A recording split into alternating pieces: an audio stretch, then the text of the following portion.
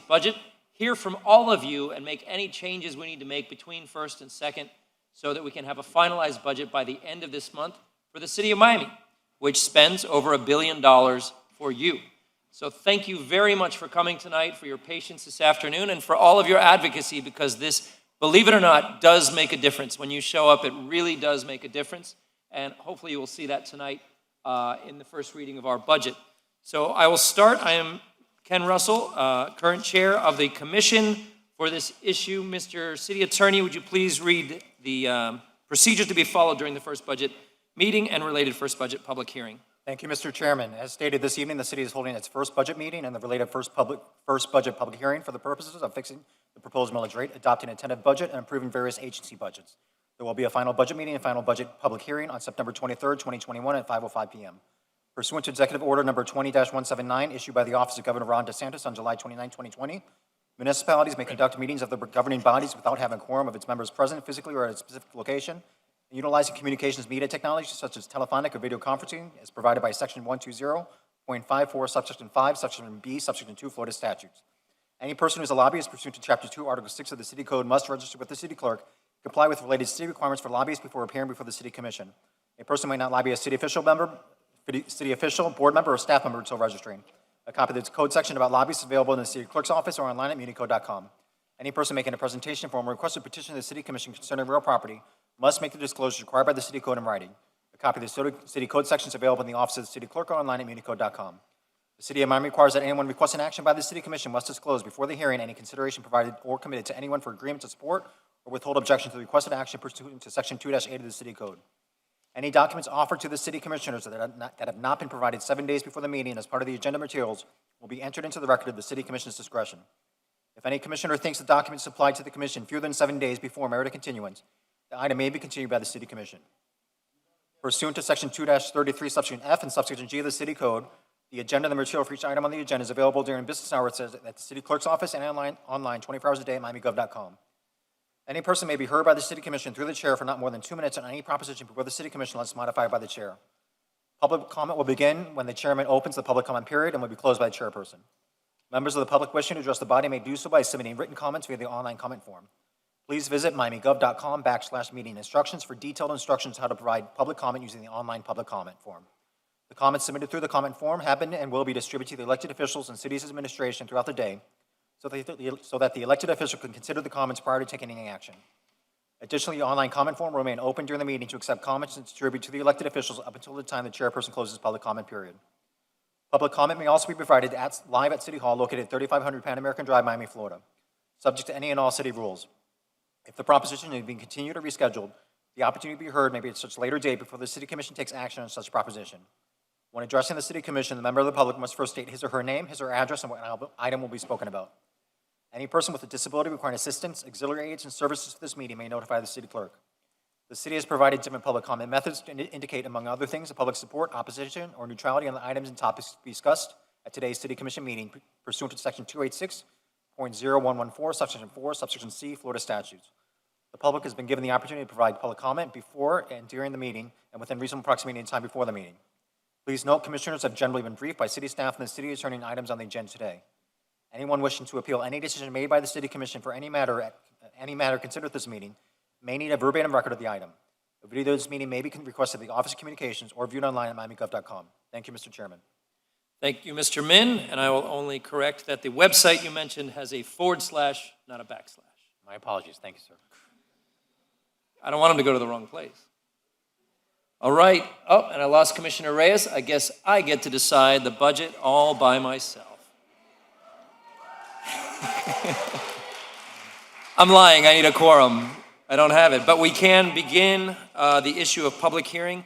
We have 21 budget items today, and here's my intention, that we will batch the budget items for the various agencies. We've got agencies like the Downtown Development Authority, the various community redevelopment agencies, Bayfront Park Trust, etc. We're going to batch those, but you are welcome to speak on any one of them, and we're going to open public comment for every one of them at this time. So if you're here to speak on the budget, please raise your hand. Who's here to speak on the budget? Great. You'll each be given 2 minutes. Please just start by saying which item you're looking to speak on. If it's the general budget of the City of Miami, it's BH 21. If it is one of the other agencies, you can just refer to it by name, whether it's the Coconut Grove Business Improvement District, et cetera, or the item. And all you need to do is state your name. And you'll have 2 minutes. You'll hear a little beep right at the 30-second mark. That's your cue to start wrapping it up so we're not here all evening. But you'll be given your ample time so we can get through everybody and respect everybody's time. Good evening. Leon Michel for the Office of Management and Budget. There are some required language that we need to read on the record first before the meeting keep going. Point your microphone just up a little bit and you have the floor. Okay. The proposed general operating millage rate is 7.6665 mils for the City of Miami for the fiscal year beginning October 1st, 2021 and ending September 30, 2022. That operating millage rate is 4.41% higher than the state-defined rollback rate of 7.3428 mils. Thank you, Commissioner. Thank you very much, sir. Nice job on the budget, by the way. Commissioner Reyes, you and I, we get to decide it all. And we learned from Tallahassee, if you sleep on the budget, you might lose your items. All right. We'll get a quorum out here, don't worry. In the meantime, if you'd like to speak on any of the items on this budget, please come forward and stand at the lectern. Go ahead and form a line in both directions. I'll be alternating. And you'll have your 2 minutes to speak. All you're going to need to do is state your name. You have to read an item as well. You'll be recognized and we'll incorporate it into the public comment. So feel free, everybody, so that we can just be efficient. You can respect social distancing from each other, but just be ready to speak. And then as you're done, and I don't believe we have anyone outside waiting, so everyone can stay as we rotate through. I'll start with you, Ms. Crespi from the DDA. You are very welcome. Good to see you. Hello, good evening. My name is Christina Crespi, and I am the Executive Director of the Downtown Development Authority, and I have to read certain language into the record prior to the budget hearing. The proposed millage rate for the Miami DDA for the fiscal year beginning October 1st, 2021 and ending on September 30th, 2022 is 0.4681, which is 2.43% more than the state-defined rollback rate of 0.4570 mils. Thank you. Thank you. That's it. That was easy. Ms. Jolie. Hi. Mayra Jolie. General question in reference to the budget. As a concerned citizen, I want to know if the budget calls for members of the commission and the city hall to use the taxpayers' money to initiate some sort of suit against a citizen. I will be more specific. Does the city budget has any specific amount of money that is going to be allocated in order to be used by the city attorney to sue a candidate for a position? Just a moment, please. Mr. City Attorney, are you aware of anything within our city budget that will be used to sue a candidate for office? I will defer to the Office of Budget, but there is a non-departmental account that is utilized for lawsuits that the City of Miami files. Can the City of Miami sue an individual? On behalf of the mayor and the commissioner. Sorry, Mr. Chairman, is the question, can the City of Miami sue an individual? Yes. Yes, the City of Miami can sue an individual. Yes. But you have no knowledge of an existing suit within this budget going after an individual who is running for office? If you're the more specific you are, the easier I can get you an answer. Okay, I've been told that I'm going to be sued, and I'm a candidate for the position of mayor. So if the mayor is the incumbent, and he's going to be my opponent, or I'm going to be his opponent, I think it is a little bit a conflict of interest that the city attorney is commanded to call the candidate and threaten to sue if she doesn't get off the ballot. If she doesn't get off the race. You're saying so I just want to know. Have you received a call from the city attorney's office? Yes. That you were receiving a lawsuit? Madam City Attorney, you're recognized. Unfortunately, Ms. Jolie is mischaracterizing the phone call she received. She received a phone call to tell her that her paperwork was inaccurate and that she should revisit her paperwork. No, that was Then not, she that has- is, that is Just a incorrect. moment. Just a moment, ma'am. Because she swore under oath that she lived in the city of Miami, and she swore under oath that she lived in Coral Gables. I gave her a courtesy call to tell her that her paperwork was inadequate, and she has twisted everything to say that she is being forced off of a ballot, which is quite inaccurate. Okay, Just a moment, please. Just a moment, please. Madam City Attorney, so the remedy there is not a lawsuit, but rather simply disqualification from the ballot. Is that correct? The city code has a provision, if the clerk would like to read it. Regarding, go ahead, Mr. I'm just Clerk. going to read from section 16-6F of the city code.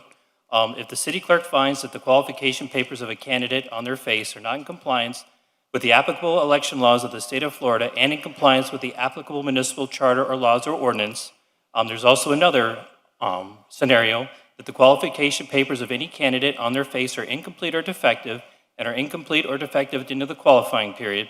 The city clerk is hereby authorized and directed to file and prosecute an appropriate action in the circuit court for Miami-Dade County in the name of the city clerk solely for the purpose of receiving a judicial determination with regard to the qualifications of the candidate. So it's a declaratory action in a sense. It's not a suit against a resident. It is you're filing with a judge to get an interpretation. Is that correct? I don't know the actual legal It's- terminology. It's a deck action. Thank you. For lack of a better description. So according to the city attorney, what I just asked you is, the answer to that is a yes. Understood. Okay, so is that clear, Ms. Julie? There is no lawsuit that would be filed against you. But if there is and I can understand the confusion of how it might sound like there would There is no be. confusion, if I may. You may. Vice Chairman, if I may. It was told to my husband, who's battling cancer, that his wife is going to be sued. That's what was told to my husband. So tell me, where is the mischaracterization? Because if there is a defective in the paperwork, the city clerk would have called me. But that was not the case. And the city attorney said that she didn't have my contact information, therefore, she did not check the paperwork to call my husband, who's battling cancer, to sue him, to tell him that his wife was going to be sued. My husband is an attorney as well, and he knows the ramification, and that in turn is going to end up with something that I have to do. Either I get off this and I put this to rest so my husband doesn't have to go through all this, or I just fight it. So tell me if that is not intimidation when I submitted my paperwork on September the 3rd, and then on September the 9th, after hours, my husband is being called. So if that's not intimidation, what it is? The person who called me, the city attorney, said that she didn't know that I have different residences.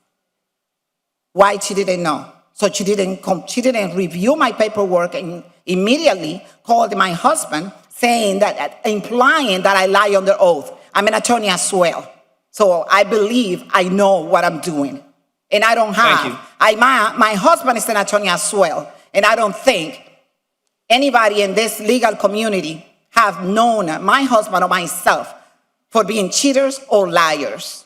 Thank you for your If comments. we have Yes. if people have different addresses, different residences, and it's not the first time. So I request for this board to advise anyone who has a vendetta or has something to do with protecting the position for the city mayor, back off from me, to back off. I don't appreciate Thank you for your comments. this. It's been I noted. don't appreciate this. Thank you. And I'm just letting the commissioners Jolie. know. The city attorney said she is acting on behalf of the commission and the mayor. Thank you, And Ms. I Jolie. see right now that Camacho was fired to protect the mayor. So we have to take the lead off of all of this. Ms. Jolie, your time is up. I Your am time is up, running, please. and I am not gonna get off the race. Thank you for your comments. Everything has been clarified. We can move on to, Nothing has been clarified. I just want the commission to know that none of what has been said today has been totally mischaracterized. Unfortunately, her paperwork is defective. If it's not clarified, then we will have to file a lawsuit. Unfortunately, she will be named because she is the party. It is a declaratory action. But the paperwork can be revised if she so desires. It's a declaratory action, so there are no damages being sought, correct? This is not a suit No, no, seeking no, damage. no, no, I wanted no that very damages. clear, though, because when someone feels they're being sued by the city, that's the assumed implication. You've clarified. I think we're good. Thank you. Thank you very much. Thank you for your comments. You're not on the record now. Thank you, ma'am. Please. Thank you. Thank you. Next public speaker. Over here, please.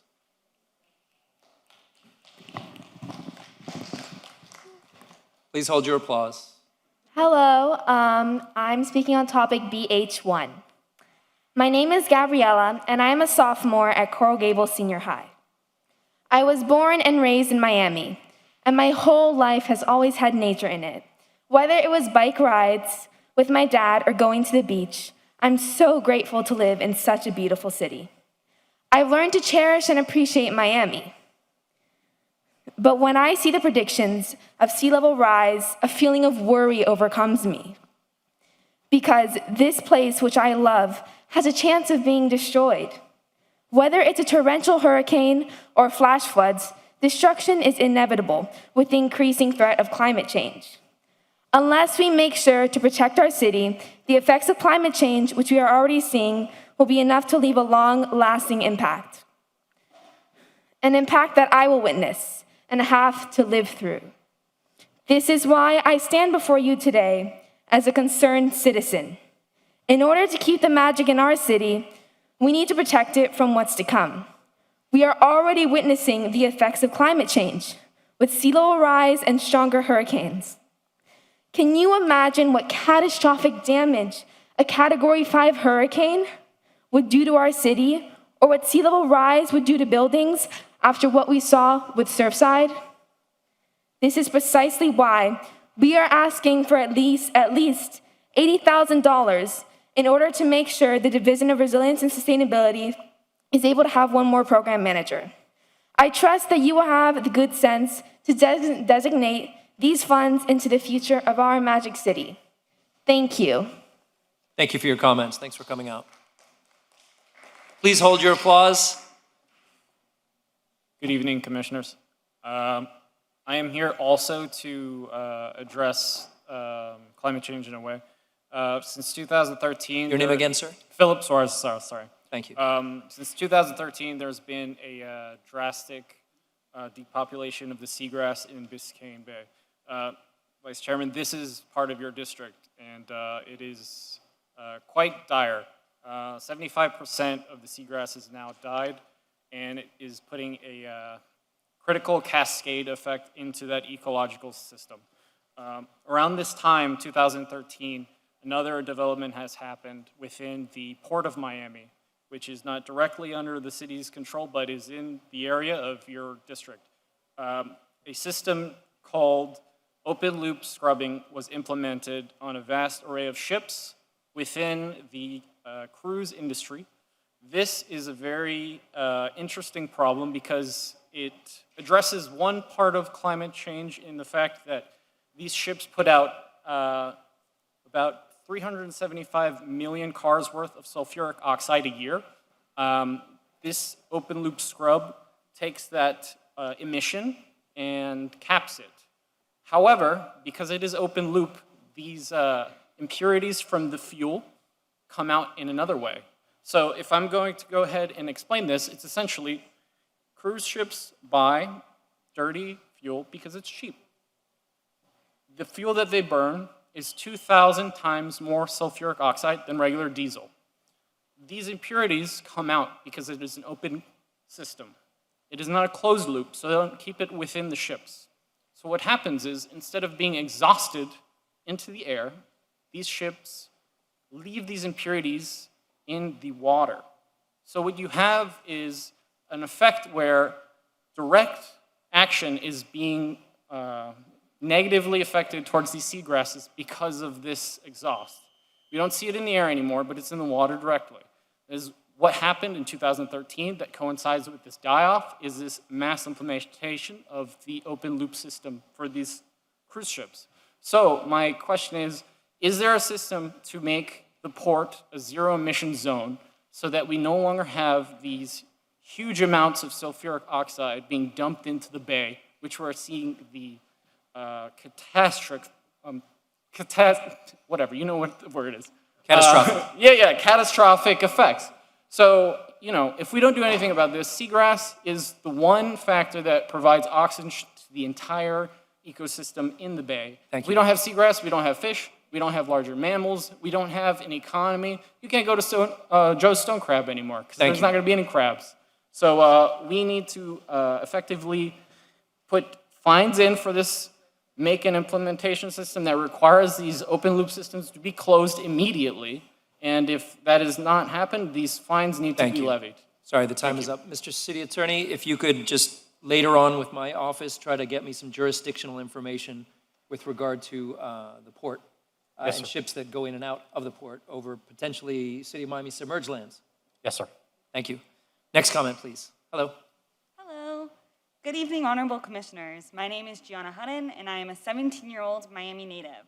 I'd like to take this time to thank you all as a constituent for your consideration and dedication to making my home in the city I love a more resilient place through the Climate Emergency Declaration, the Miami Forever Bond, and the $5 million item on the agenda today towards relocation assistance for tenants facing eviction, a challenge rooted in the issue of climate gentrification.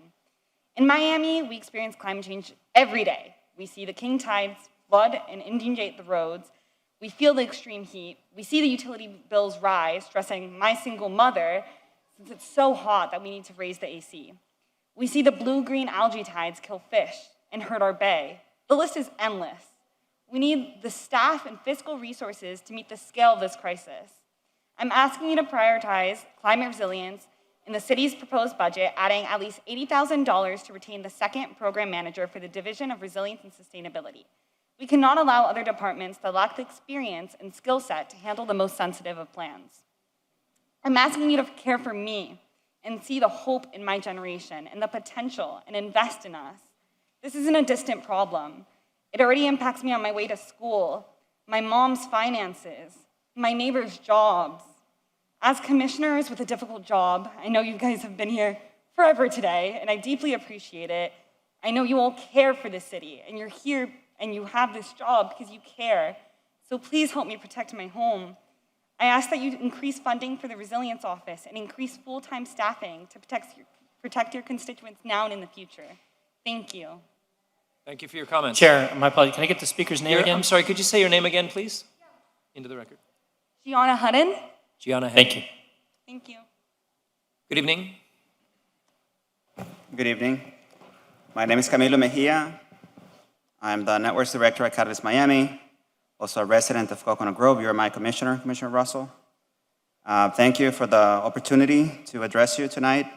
I would like for the city, I'm speaking on the general budget, and I would like for the city to fully prepare for the climate change impact that lies ahead by adding another program manager to the resiliency program who could focus on mitigating the worst impacts in the climate crisis. I also would like for the city to allocate $9 million from the American Rescue Plan to help low-income homeowners and renters remain in their homes. Some of the funding could go to equitable weatherization program that can have the added benefit of lowering energy bills. Also, I would like $5 million from that $9 million to go into legal and relocation assistance for tenants who are facing eviction. We know that with the lift of the moratorium, we have about close to 200 million people facing eviction in Miami-Dade County alone. Also, I'd like to see a $854,000 investment in unfunded costs for resiliency hubs that can in turn work in coordination with community-based resiliency hubs, for which I am asking $250,000. We can use those funds, get them from the general obligation bond, the Miami Forever Bond, and maybe some CRA funds as well.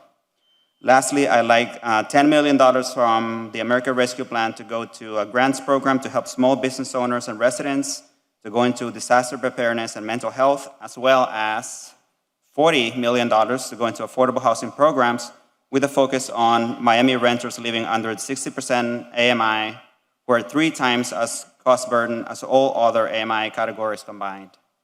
Thank you, Mr. Mejia. You have received a letter that has everything in detail. Thank Yes, you, Mr. thank you. Chairman. Mr. Manager. Mr. Manager? Mr. Manager?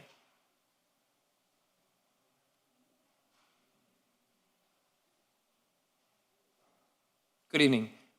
I'd just like to make sure we've got someone from staff capturing these specific requests so that commissioners can not have to furiously keep notes at this moment, but that we can work with staff directly and we can capture what all of our residents are requesting. We'll make sure that happens. Thank you very much. Good evening. Good afternoon, Honorable Commissioners. I am Isabella Prince. Today I will be speaking on BH 21. I am a political asylum refugee from Venezuela. When I was 12 years old, I escaped the conditions of a country that was falling apart. I came to the US in search for a better future, but every day I fear of what is coming for all of us. As we know, climate change affects the livelihood of everyone, especially that of Miami as a coastal community. Climate change exacerbates natural disasters like floods, hurricanes, and droughts, hence affecting food sources, housing security, and the agricultural industry, the economy, and so much more. We will continue to spend much more money on consequences if we do not start preventing. The recent IPCC report is proof that acknowledging the issue is no longer enough and that we need to demonstrate that we care about the quality of life of citizens by making this a priority. Therefore, increasing the budget for the Division of Resilience and Sustainability by at least $80,000, bringing in more professionals that are solely focused on this area as program managers instead of cutting the number of. How can we implement the new plans we make if we don't have the necessary staff? As an immigrant, I can escape a troubled country, but I cannot escape a world whose environment continues to decay every day. Therefore, for my future and the future of your children, I am asking you to commit to this responsibility. We're in a code red and the ball is in your court. Nonetheless, I would like to thank and express my respect for the hard work that you all are doing. Thank you so much. Thank you for your comments. Very well done. Thank you. Good evening. Good evening. Commissioners, I am Trinice Bryant, a concerned mother and a community organizer. We all love our great city, the city of Miami. And that is why we are here, taking the risk to be here in the middle of a pandemic. While we're dealing with COVID-19, climate is still here, and housing is still a big concern for us. Who called Miami our hometown? Now, we understand raising temperatures is a sign of climate change because many of our seniors are suffering from related illnesses like heat stroke, while we are dealing with the lack of housing and housing crisis in our city. Rent rising is putting our household in danger of becoming homeless. Please allocate $5 million in funding to legal relocation assistance to tenants facing evictions, as well as $4 million for climate adaptation for the homes of low-income owners and renters, with the emphasis on Miamians facing the greatest cost burdens. On climate, please fund 3 programs managers in divisions of resilience starting at $80,000. We also would like immediate electrification of the vehicles fleet and $15 million to fill the funding gap for bicycle infrastructure. We also would like $854,000 for resilience hubs, $250K for community-based resilient hubs. Finally, $10 million for the grants program to support struggling small businesses, residents, disaster preparedness, and mental health support. We can't afford to let any of the items I spoke above fall through the cracks. Again, we're in the middle of a pandemic. Let's work together as a community to save Miami. I raised this red flag that symbolized we're in the city of an emergency, and thank you. Thank you for your comments. Good evening. So good evening. My name's Nicole. Thank you, Chairman, for being here. Thank you, Commissioner Reyes, for being here. Let me get something really straight. It's one thing to hear the words come out of your mouth. Oh yeah, we're gonna listen to your demands. We're gonna add the commissioners. We're gonna add our resiliency officers. We're gonna do something about it. And it's another thing to actually do it. Today in class, we learned about Hurricane Ida. Do you know what happened to families in Hurricane Ida? The water pressure from the floods were so strong that families were drowning in their own homes. I'm not looking this up. My teachers are teaching me this in school. So I have to wake up every single day and learn about this, and you expect us to have peace of mind when you tell us, oh, yeah, we're listening, but we're not seeing anything? The point is, this is all happening because we're choosing to stay with the status quo. We're choosing to continue to invest in things like oil, coal, and gas, which I understand is economically feasible, but can you imagine the amount of profit, which I know you all prioritize, and I respect that we could make from green energy? The sun barely stops shining here. And that is literally our only request, that you harness the unlimited amount of energy that the earth supports us with. Because at the end of the day, we are going to drill the last bit of oil. We are going to mine the last bits of coal. And you are going to continue spending $3 million raising roads, wasting your money and time and resources instead of just going to the root of the issue. Listen, I'm upset. I have homework. I shouldn't have been sitting here for 2 hours when 3 of my commissioners aren't even here.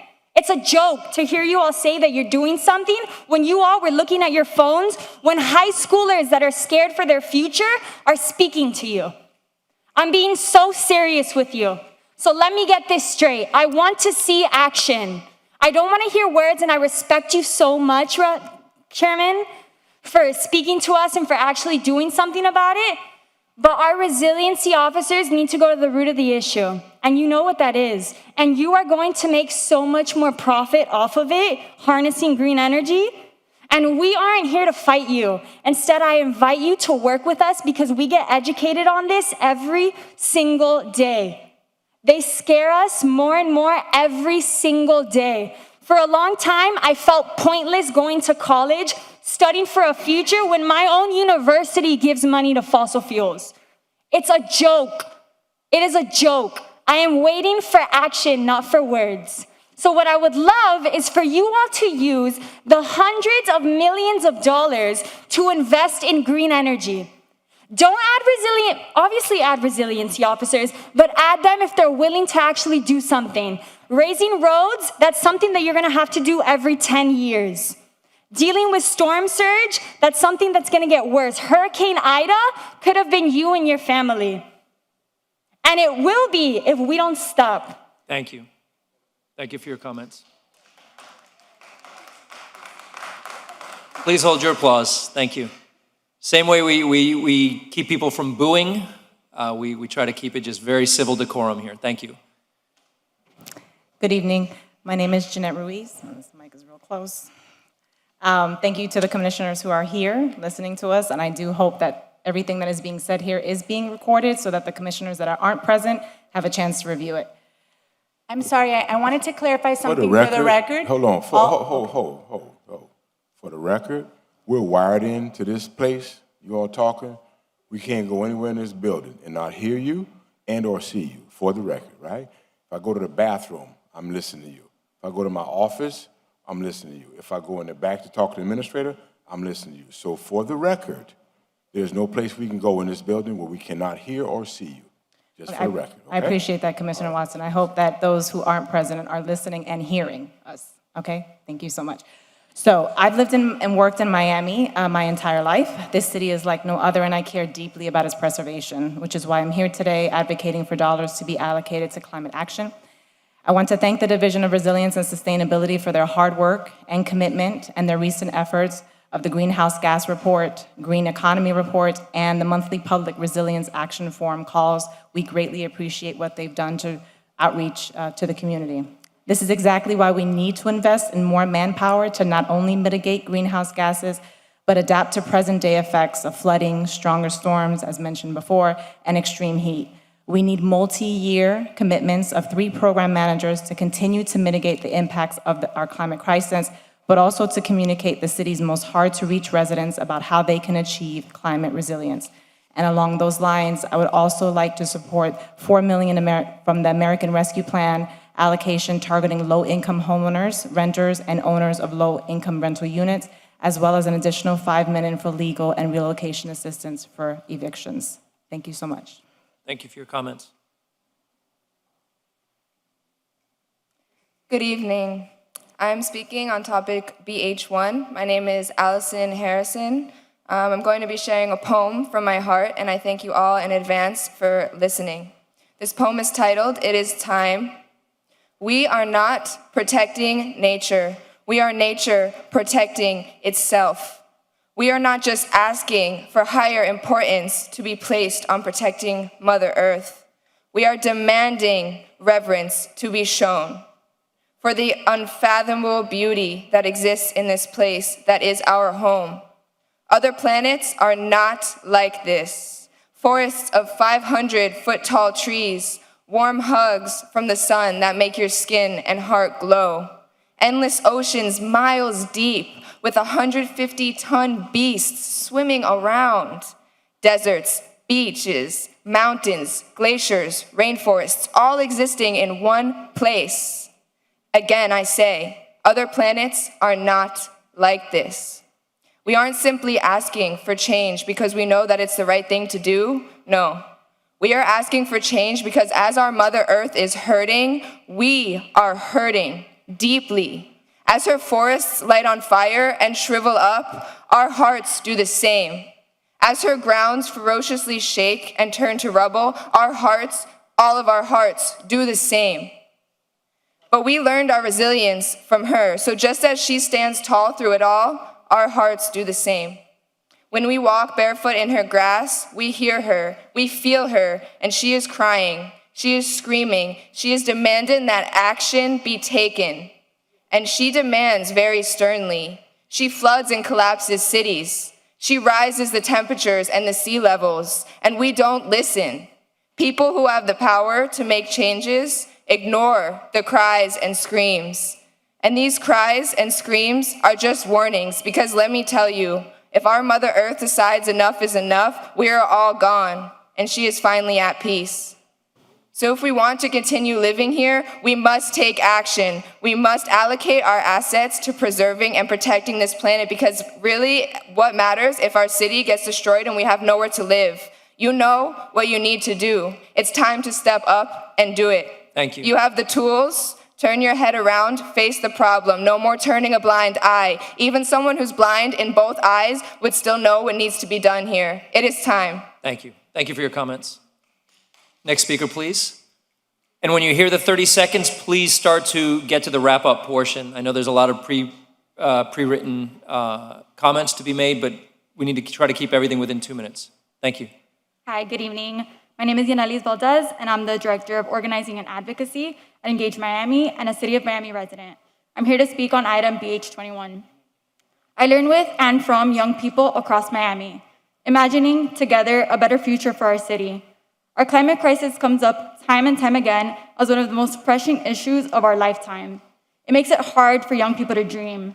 How can we imagine a future if our climate crisis threatens the very existence of our city? Climate mitigation must start with those most affected by climate change, namely low-income communities that have been historically under-resourced. We must build resilient structures and embed equity in the process every single step of the way. Our proposed budget shows that we are cutting back on these efforts rather than expanding when things are just getting worse. Resiliency should be integrated into all of our planning, and we need a dedicated office with the experience and skill set necessary to make these critical decisions and implement solutions to combat extreme heat and other extreme weather events, deal with flooding and sea level rise, and update our infrastructure. We are on the front lines. I urge you to increase funding for our resilience office and increase full-time staffing. We need to create additional positions that can fully focus on the issue with at least 3 program managers. We need at least $80,000 for this effort this year. We also need $854,000 of unfunded funds for resilience hubs and an additional $250,000 for community-based resilience hubs. Finally, climate and housing are inextricable. I support a $5 million allocation from American Rescue Plan Act funds for legal and relocation assistance for tenants facing eviction, much of which is due to climate gentrification. COVID-19 has also heightened housing insecurity, especially for low-income residents. I urge you to continue to invest in the Emergency Rental Assistance Program and continue supporting our residents experiencing high utility bills. Please invest $4 million of ARPA funds towards this. We need to invest in our environment and in our people so we can have a future to dream about. Thank you. Thank you for your comments. Next speaker, please. Hi, good evening. My name is Katrina Irwin, and I am here to speak on BH1 Resilience Budget. I recently returned home to Miami after 6 years. I was excited to come back after hearing all of the great things Miami has done to combat the climate crisis, such as passing a climate emergency and even creating an Office of Resilience. However, after attending my first Resilience Action Group meeting, I was shocked to find out the city is not investing as much in resilience efforts as I had thought. What has become apparent to me is the city of Miami is prioritizing its economic future with a focus on cryptocurrency and tech. However, there will be no economic future for our city unless we invest in protecting Miami from sea level rise, hurricanes, and extreme heat. I appreciate you all trying to grow Miami's economy through tech. However, cryptocurrency requires huge amounts of power and will further contribute to the impacts the climate crisis has on our city. The city of Miami is ignoring the promises it made when it passed a climate emergency in 2019. The future of the Magic City depends on climate action. The Office of Resilience is set to lose one of 2 project managers unless there is increased funding in the proposed budget. To really tackle this existential issue, we need to increase the number of full-time employees at the department and make it a true priority. We can afford to invest in resiliency if we do it now. The longer we wait, the more expensive it will be. We are risking not being able to afford it in the future. Please do the right thing and invest in our livelihoods by adding at least, I am saying at least, $80,000 in funding to the Office of Resilience. Remember, the environment is the economy. Thank you. Thank you. Next comment, please. Hi, Commissioners. My name is Zalalam Adefris. I work with Catalyst Miami and the Miami Climate Alliance. And I'm here to echo the urgings of almost everyone that spoke today, asking for more investment in the Division of Resilience and Sustainability, as well as we noticed that there were unfunded, that's a letter that we had emailed you, but we noticed that there were unfunded projects in the capital budget around resilience hubs, and we know there are many incredible community efforts to do the same, and I think with the absence of some of our neighborhood offices from last year's budget, it'll be incredibly important for us to fund that. In addition, I'd like to underline how important government services are today, particularly for housing. We're facing a situation in the city right now where we're all competing for rents from people that are coming to work remotely from New York and trying to keep up with that disparity in salary. Everyone is suffering, from the workers that make our city run, to seniors, to a lot of my friends as well. And so I want to urge you all to please continue your emergency rental assistance program. Having $137 million is a huge gift through the American Rescue Plan Act. So we'd love to see the allocation that everyone is asking for supporting tenant advocates and relocation. And we'd also love to see funding really focus on those that have the highest cost burden in the city, which are those that are 60% of the area median income and below. Lastly, there are lots of services that the city does not provide that could easily be filled by community organizations.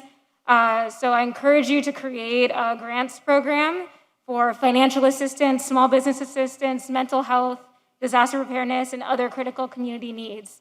Like I said, this is an amazing opportunity. Please, please, please use it to address climate change, use it to address our housing crisis. Thank you so much. Thanks for listening. Thank you for your comments. Good evening.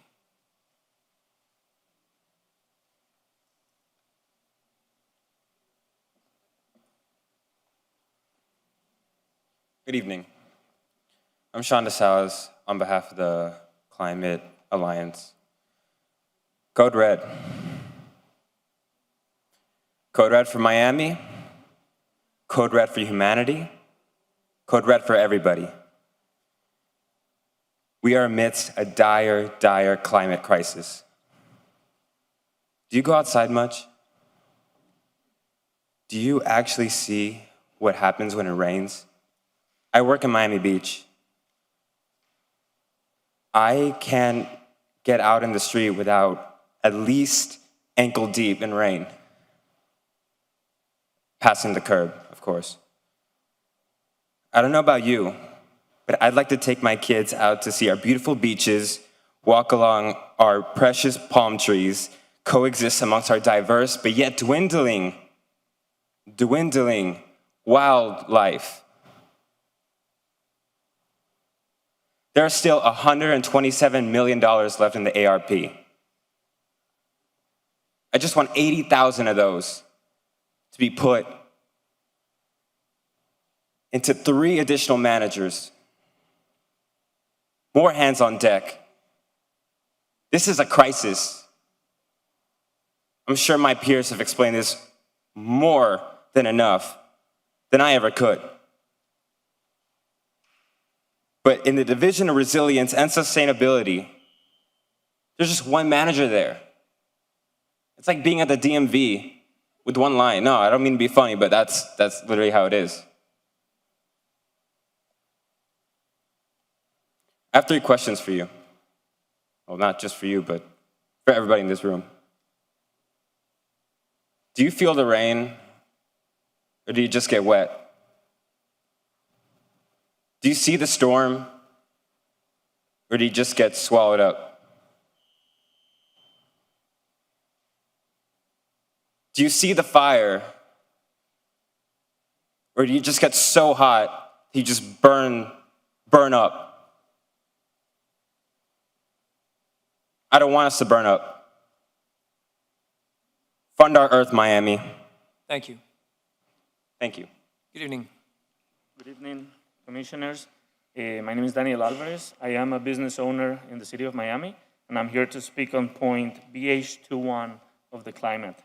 Let me actually start on my wrap-up portion, which is that currently the city has 2 program managers for climate, one for mitigation, one for adaptation. So I'm here to advocate on one more, which, the idea would be for mitigation on the hardest hit people and communication, because I think there's a lack of communication between what's going on climate issues and normal people in the city. So the reason why I got interested on this subject is because I go to the Everglades National Park a lot, and I speak with the rangers there, and they tell me all the issues that they're having because of the rising sea levels, the mangroves getting dried because of on some portions, species getting extinct. Now, when I speak with my colleagues on the issue, then they let me know the impact on low-income neighborhoods.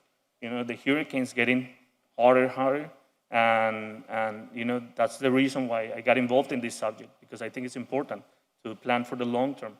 So 1 person more, I think it's a low amount, $80,000, just a salary of 1 person, compared to $1 billion that you're deciding today. So I think that's tiny. So yeah, that's what I think is very important. Thanks for your comments. Good evening. Good evening, board. My name is Claudia Rodriguez. Affordable housing is a pressing matter that cannot be further overlooked. The city of Miami just approved a $40 million in affordable housing through Miami Forever Bond. It is not only crucial but time-sensitive to remedy the housing crisis that Miamians are being presently affected. Furthermore, this populace of affected individuals is considered Miami renters that are under the 60% area median income and that face 3 times the vulnerability of being cost burdened. Therefore, these funds would make the greatest contributions to those who suffer the greatest grievances. That's such communities who face the greatest threat of displacement and gentrification. And those are Little Haiti, Liberty City, Alapata, Little Havana, and Coconut Grove. As a local of more than 22 years of residing in Miami, a full-time student of University of Miami, a honorably discharged Marine Corps veteran of Operation Enduring Freedom, and a part-time baggage handler that is fortunate to be covered by a VA that provides me and many others safety nets through medical compensation, I hope we attempt to remedy this local humanitarian housing crisis. Thank you for your time. Thank you. Adrian Madriz, 1990 Northwest 4th Court, 33136. I'm speaking today on BH21, specifically highlighting the need again for $5 million to go to legal and relocation assistance for any tenants affected by evictions. And I'm just going to go down the list of the resilience and climate-related initiatives. It is code red, that's why I've worn red today. We're not just in code red because of housing, we are in code red because of climate. So 3 program managers, $80,000 for the Division of Resilience and Sustainability, $4 million of the American Rescue Plan allocating to targeted low-income homeowners, renters, and owners. We also need the $854,000 in unfunded costs for resilience hubs, as well as $250,000 for community-based resilience hubs, and $10 million in American Rescue Plan allocation for a grants program for small businesses, residents needing financial assistance, as well as disaster preparedness and mental health support. And I want to bring up something that Commissioner Watson brought up earlier, and I'm very glad he did, regarding whether or not the commissioner is actually paying attention to these meetings. Because I'm very happy to hear that you are. It really does make me feel better about our condition right now. But I want you to also know that we're also paying attention to you. We're seeing you every single time you open your phone when somebody's here speaking at the podium. We see you every single time that you decide to do all kinds of different behaviors that just indicate that you're not really paying attention, like rolling your eyes or sighing, or just like being extremely dismissive and showing extreme contempt for your own constituents. We also see how it is that you act when you're on the dais in terms of policy. And I saw a disgusting display today in terms of how people were talking about homelessness and people who happen to be homeless, and how it is that the people who are homeless, they just want to be on the street. It's a business for them, that they just want to be out there being addicted to drugs, as though they really have a choice at the end of the day. And I'm telling you, they absolutely do not. If you have ever spent just 4 hours trying to get through on the Homeless Assistance Helpline, you would know that trying to get any kind of shelter in the city of Miami is next to impossible. So I very much request that the next time that you have the option between conducting another police sweep of the homeless or actually doing something to permanently end the homelessness issue, that you actually stand up and deliver on something that's going to actually make a difference. Because the danger is clear and present, and you are doing absolutely nothing in that regard. Please do not continue to insult our intelligence by pretending like we don't see everything that you're doing, because we see everything. Thank you, Mr. Madriz. Mr. Casamayor? So, briefly, one of the items brought up was with regard to the homeless helpline. We received a list of recommendations from Miami Homes for All. I'd like you to take a look at that and see, definitely from an operational perspective, what needs to be improved, but if there's a budgetary need, that we look at that between first and second as well. Yes, sir. Thank you. Next comment, please. Good evening. My name is Dr. Kala Hummel. Again, I'm a homeowner in Miami, and I'm also a professor at the University of Miami in the political science department. First of all, thank you for being here. I understand it's been a very, very long day for the 3 of you, and I appreciate that y'all are still seated here during this hearing. I also second what the speakers who have come before me, especially the students, have said regarding climate change, climate resilience, and affordable housing and homelessness in the city of Miami. I would like to emphasize that by saying that I am here as well to ask that the city of Miami increase funding for the Division of Resilience and Sustainability. Yes, it would be great if we could get another program manager, but as people have said, we need more funding and more action from the city on climate resilience. As a homeowner, I'm particularly interested in this since I've made a big investment betting that the city will still be here by the time I pay off my mortgage. So I'd appreciate if you use my tax dollars to increase that probability. Second, I strongly support increasing funding for affordable housing and continuing the emergency rental assistance program. Yesterday, I saw what appeared to be the neighbors across the street from me being evicted. As far as I'm aware, the people that lived in the house that they were evicted from do not have very much money and also probably don't have formal leases. So I would like to see the city of Miami doing more to try to target rental assistance to people who do not have formal leases and may have more difficulty accessing assistance, though they may be some of the people who need it most. Thank you. Thank you. Hello, everybody. My name is Travis Gardner. I am with SMASH, or Struggle for Miami Affordable and Sustainable Housing, and Miami Climate Alliance. I'm here for the BH21, and before I begin, I would like to know let you know that we also have a new item on the agenda, and that is allocation of $5 million towards legal assistance and relocation for tenants facing eviction. Saying that, we have 3 demands. The first demand is climate action. We're asking that the actions asking for multi-year commitment of at least 3 program managers in the Division of Resilience and Sustainable, starting with an investment of $80,000 for increasing staffing this year. Second is immediate electrification of including the associated infrastructure of the city's vehicle fleet. And finally, to fill the funding gap of bicycle infrastructure. The second demand is that we need affordable housing now. The reasons that we urge that the city to continue to leverage federal funding for its emergency rental assistance program.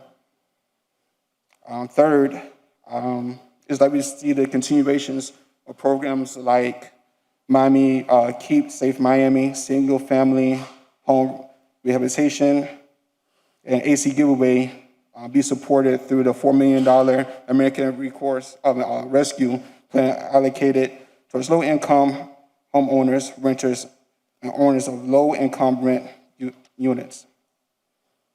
And finally, we need to see all public funding for affordable housing to go towards the Miamians that face the greatest cost of burden. The final demands that we have we're asking for is utilization of American Rescue Plan at funds to support our struggling communities. So supports will look like allocating $854,000 in unfunded costs for resilient hubs, as well as at least $250,000 to support similar community-based resilient hubs. Finally, in the wake of the COVID-19 crisis, we would like to see a $10 million American Rescue Plan allocated for the grants program, supporting struggling small business and residents needed financial assistance, as well as disaster preparedness and mental health support. Thank you. Thank you. Thanks for your comments.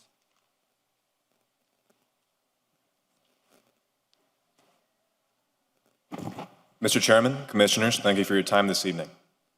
My name is Evan Bykowski. I'm a student at the University of Miami, and I'm a civil servant who's held public office in the city of Boca Raton since age 16. I'm speaking on BH1 tonight. I'd like to begin with some common ground because I know we've all been disagreeing all night. Miami is the greatest city on earth. From our beaches, our nightlife, our diverse population, I can't think of a single metric that any other city has over us, not one. But there is one metric that our community has miles above any other: potential. The youth across Miami takes climate research and advocacy very seriously. We are just one of several youth environmental advocacy groups all over Miami, and just one of many youth groups here in the city dedicated to creating solutions to climate change. The sheer energy of the youth in this city is, in my opinion, what really makes Miami the greatest city on earth. But we also have to remember what this administration is capable of. This is one of the most storied and respected municipal administrations in recent memory. We have a budget and financial administrator, we have a former mayor, we have a Florida state senator. In theory, there's so much experience to work with here. I want to see it. We want to see it. Why not utilize the passion and the power of our groups, of our climate reality groups? What I'm suggesting is a solution, because we've suggested a lot of changes to make, but why not work with us? Why not sit down and have a dialogue with how we together can change our city? There's so much experience on this panel, and there's so much potential here in our youth climate organizations. Let's talk, let's make solutions. Thank you. What office? You held office in Boca Raton? Yes, sir. Do they know that you think Miami is the greatest city on earth? I love it here. I'm sorry, Boca. Thank you. I love it. It's great. It just is the greatest city on earth. Thanks for serving. Good evening. Good evening, Mr. Chairman, Commissioners. Guy Fortune, Executive Director, Virginia Key Beach Park Trust. Just want to speak just a bit to the Virginia Key Beach Park Trust budget. $2,255,000. I ask for your support, your continued advocacy for the park. We've experienced a very difficult COVID-19 past year and a half, but the recovery has begun. And so I look for your support as we go into the next fiscal year to continue that recovery. The public has been excited about coming back out to the historic beach park, seeing it in literally record numbers in our last few months. And it's something that I think can continue with your support. We look forward to sitting down with each of you and discussing capital improvements as we go forward, improving restrooms, playgrounds, and other amenities on the park.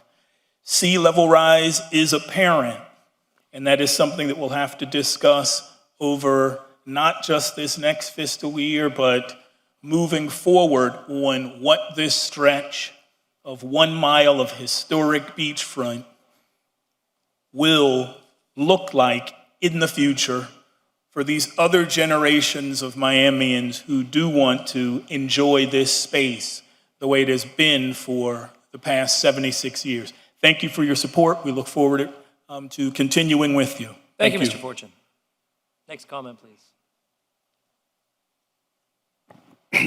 Good evening. My name is Samuel Lattimore, 937 Northwest 55th Street, Miami, Florida, a longtime resident since the 1950s of the city of Miami. I'm here in support of BH 13, the Liberty City Trust. I'm listening at the monies that are being suggested for programs that do not directly impact people.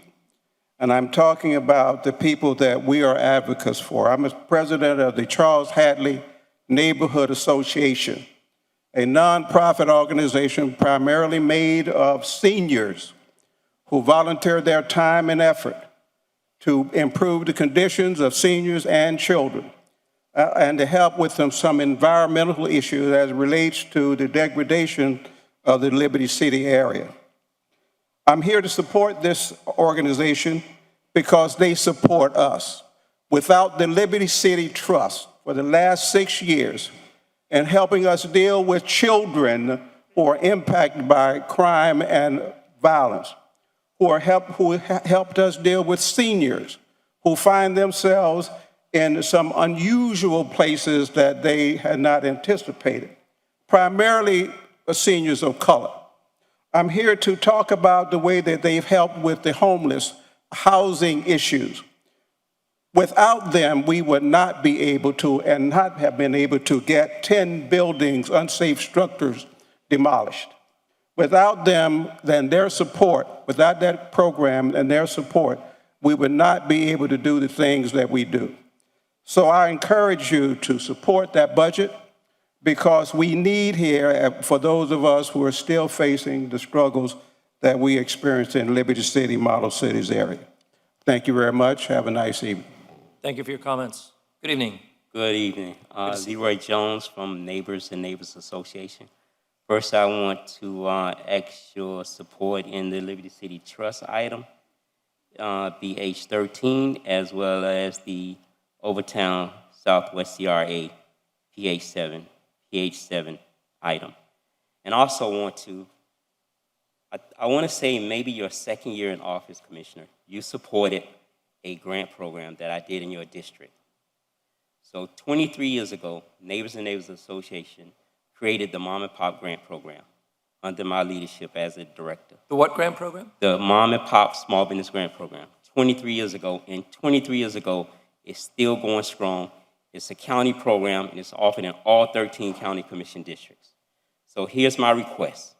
I'm requesting that each commissioner consider a line item of $300,000 per district You don't want to call it the Mom and Pop Grant Program, I wish you would, but if we can come up with another name for small businesses that have been impacted by COVID that have not been approved for any COVID funding. Believe it or not, it's quite a few small businesses in each one of y'all districts that have not been approved or qualified for any government funding because of COVID, right? And I'm talking about the very small micro mom and pop businesses. So I'm asking that you create a line item that don't have anything to do with HUD dollars. It could be from some of this funding that you all got because of COVID or some general fund dollars, right? And in 2 months, we'll get the $1.5 million on the streets in less than 2 months, and we'll do it for only 10% for administration costs. Thank you. Mr. Casamayor, not in this moment, but I'd like Mr. Mensah to address that small business assistance for COVID relief, because I know we do have programs in place for that. I want to see if they're still funded and if there's allocations within here, but we'll take that up at the item. Thank you for the comments. 23 years of experience, over 20,000 grant contracts has been executed because of the agency that I created 25 years. Thank you. Good evening. Good evening. I'm speaking on BH1. My name is Jade Castellat. I'm 17 years old. The climate is changing, so why aren't we?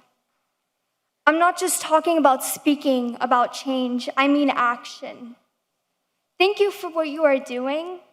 It's not enough. It's getting hot. I know you feel it. Nothing means anything if we destroy our planet. Economy is nothing. Funding housing means nothing without a home. I am not asking anymore, I am demanding at least $80,000 in funding. Thank you. Thank you for your comments. Good evening, Mr. Chair, members of the Commission. My name is Patrick Range II. I'm the chair of the Virginia Key Beach Park Trust, and I'm so grateful to have the opportunity to be here before you this evening. Obviously, I'm here advocating for the approval of the budget for Virginia Key Beach Park, and I just wanted to share with you just a couple of facts as to why you should continue to support us and even support us in a greater fashion than what we are receiving and have been receiving from the city currently. Hopefully, you all have been out to Virginia Key Beach Park. If you have not, I encourage you, take an hour out of your day, come out to our park, see what it is that we are providing for your constituents to enjoy. This is not a park of District 1, 2, 3, 4, or 5, even though we do geographically sit within the District 2 boundaries. However, and we have the data as my executive director came before you, and we're happy to share it with you, we entertain constituents from every district in this city. We are the largest park in the city of Miami. And I'm going to say that again. We are the largest park in the city of Miami. 82 acres is what the boundaries of the Virginia Key Beach Park Trust consist of. And again, each of your constituents, each district, all the constituents in each district here have the opportunity and do enjoy the amenities that we have at the park.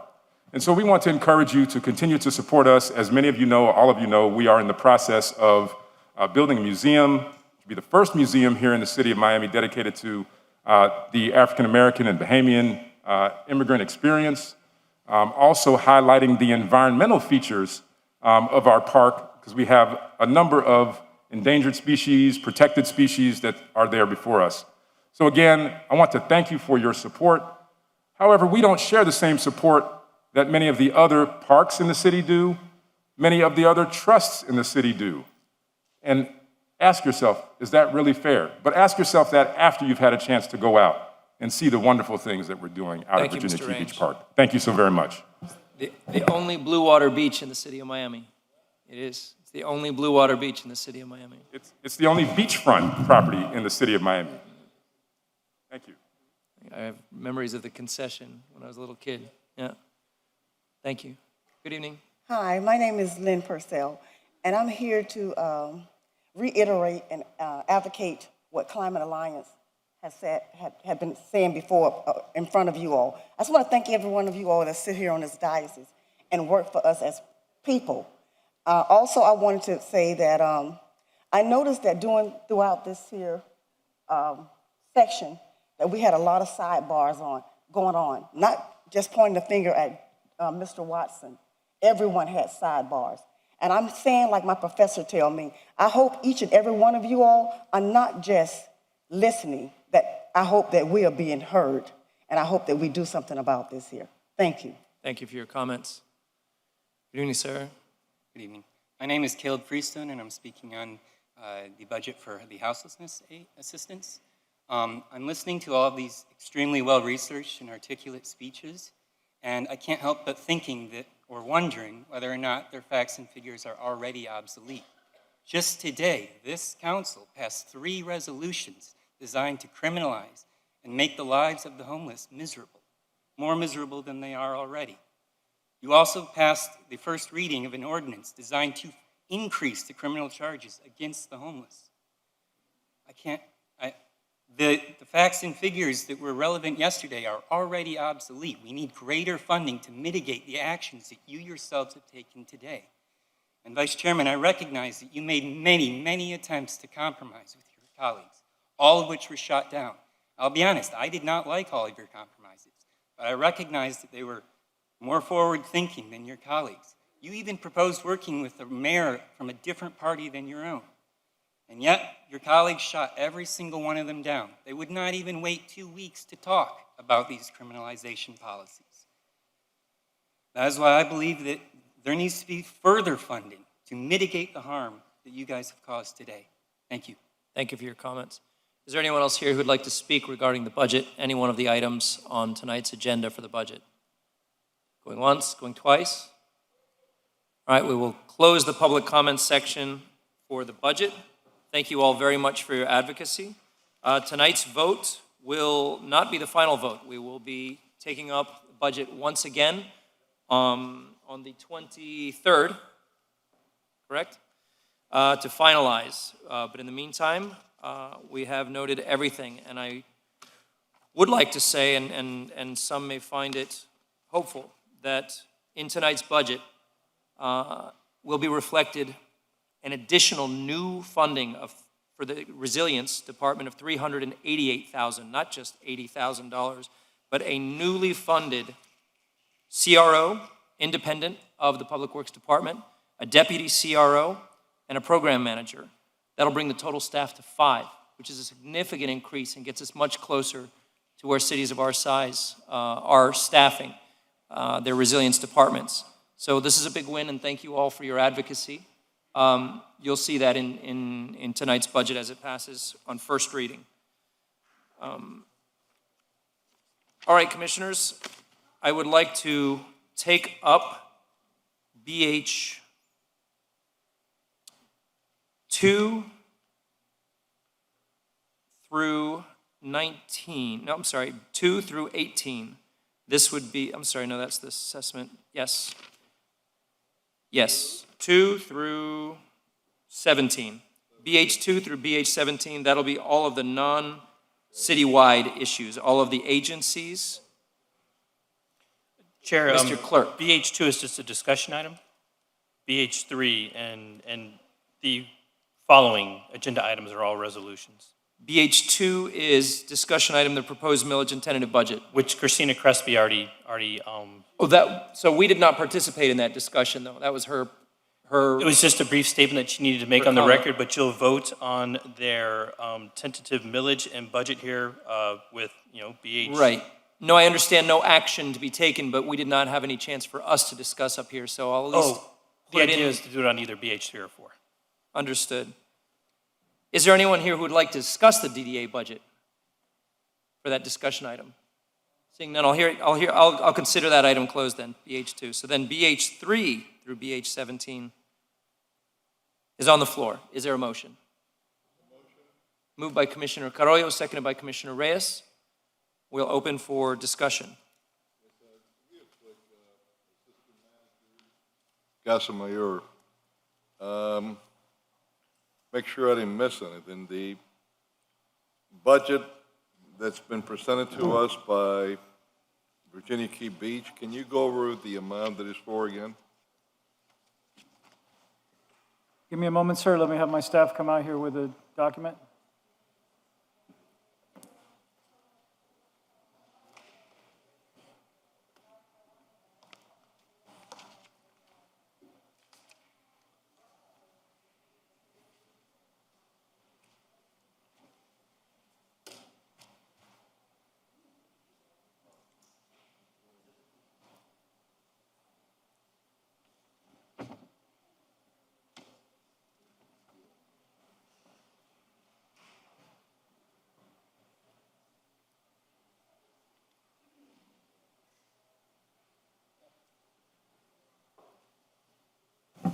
Mr. Chairman?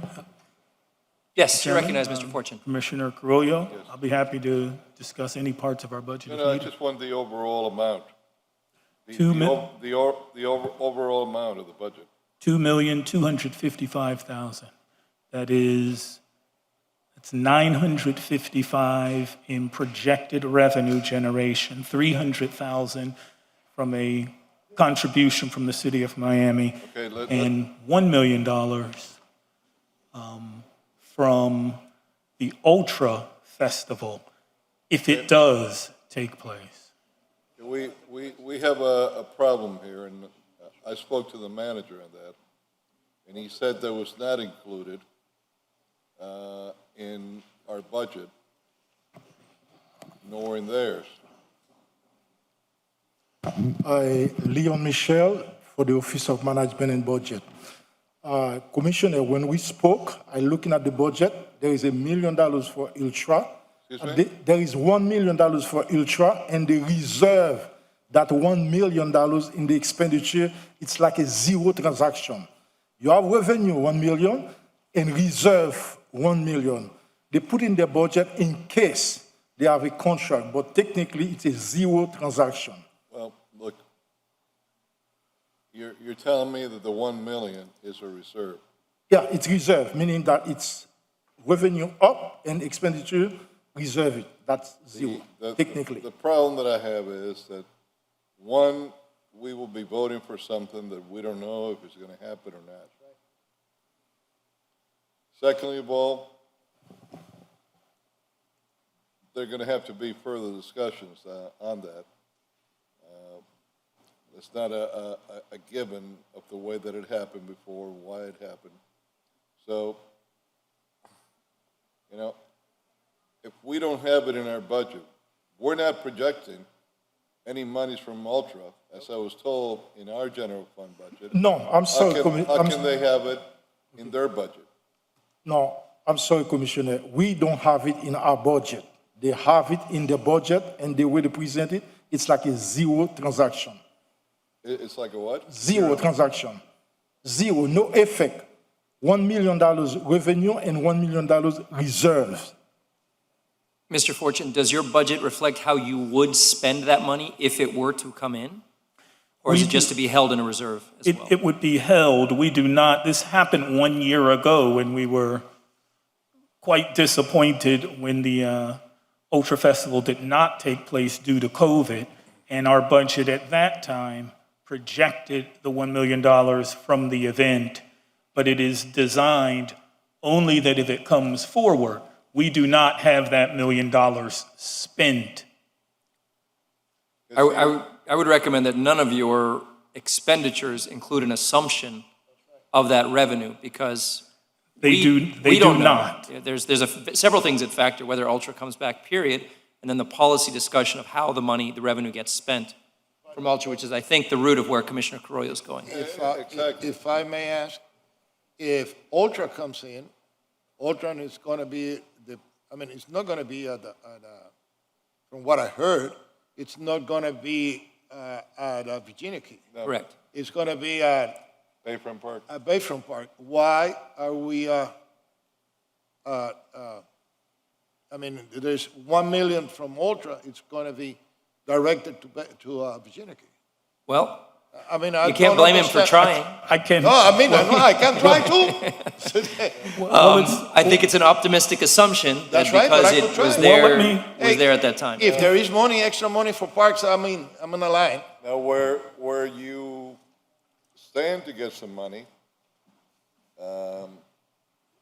is if the charter amendment on Virginia Key Marina passes, I think Commissioner Russell has stipulated that 10% of that, or did you say 500,000? I've got to recall. It's 10% as it's it's 10% Okay, as it's so listed now. 10% of that, at the rock bottom minimum, would be a little over $500,000, and probably a lot more than that, because that's the minimum that we will get. So you have Well, that into the future. If I may, Commissioner, as the language stipulates it now, it's $275,000. It's $2,750,000 is the base rent, and 10% of that, so $275,000. Well, whatever it is 10%. That's why, I brought that up. So that one, you're better to bank on, maybe, than anything from Ultra. But I mean, it makes no sense. Yes, the Ultra portion was created when you were not only getting the hardship of having Ultra on site and going through it, but also making a fair revenue from it was the intention. Now the hardship has been shifted. Yeah. Has shifted to Bayfront Park. Yeah, you better believe it. Bayfront Park personnel is going to have to take all the work, which is a tremendous amount. And frankly, we are going to have even more expenses there than I ever was told. And Bayfront Park is the one that generates the dollars, not only to run Bayfront Park, but to run the old museum park, now for A Park. Yes, and So- you're going to have extra money that you can contribute to the homeless trust. Mr. Fortune, I'm going to have a hard time fighting for that Ultra money for you, so I'm going to recommend we start finding additional sources of revenue. It's my opinion that pretty much every dollar that's made on Virginia Key should have a portion that goes toward the accomplishment of the master plan on Virginia Key. And that's my original goal when I set that into the amendment for the marina. But we'll continue to work together on finding additional sources of funding to make sure that the county unlocks that $19 million for the full museum, because I think that's a big vision that we all want to see realized. But I don't know that I can hold that Ultra money in there for you. This trust was founded under my watch and directions when I was mayor, so I believe in it. After November, when I will have a little more time in my hands and have a quieter 4 years, let's us sit down, because I think I can come up with different ideas that can generate additional recurring revenue for the trust. There's a lot that I think could be done there that could bring you a lot more money in activities that is not happening. Commissioner Carrillo, are you proposing an amendment to BH 15? I am. Mine is the $1 million from Ultra. That's a motion to amend the Virginia Key Beach Park Trust budget. Is there a second on that motion? I'll second that. Second by Commissioner Reyes. Any other questions or comments on that change? Okay. Sorry about that.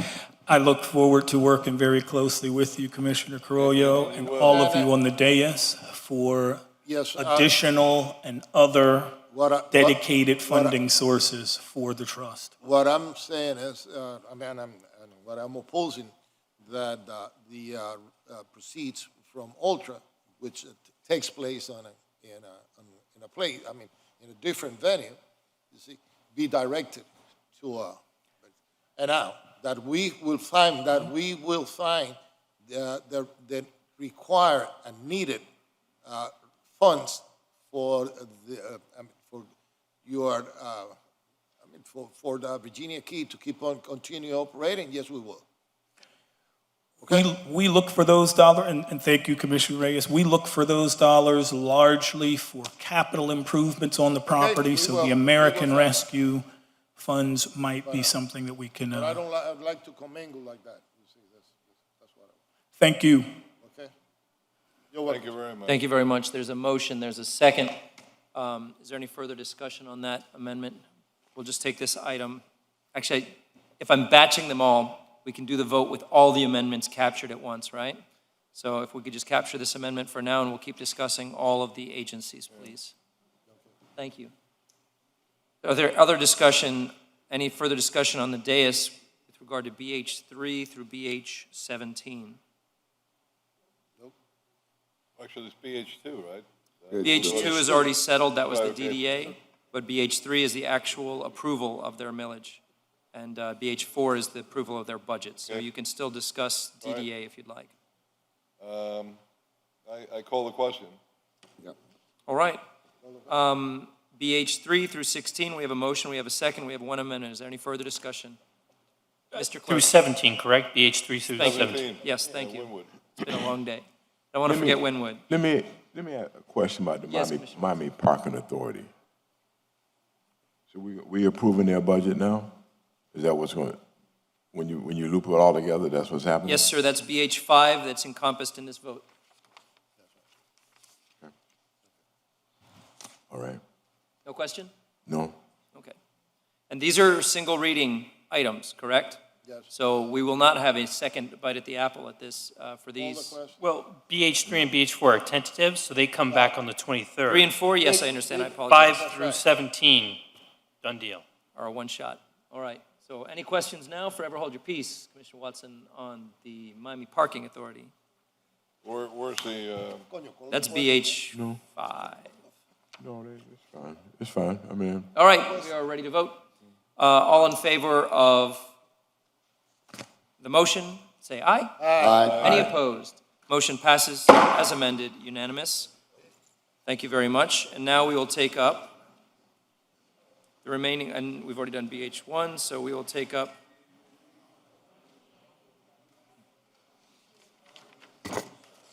BH 18 through 21. So moved. BH 18 through 21, moved by Commissioner Diaz de la Portilla.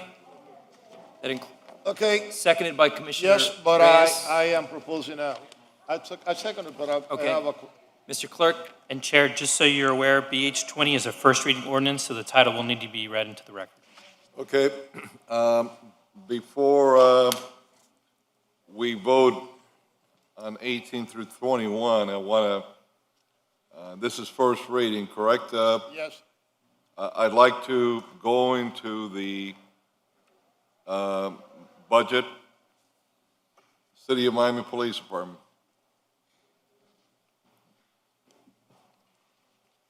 okay.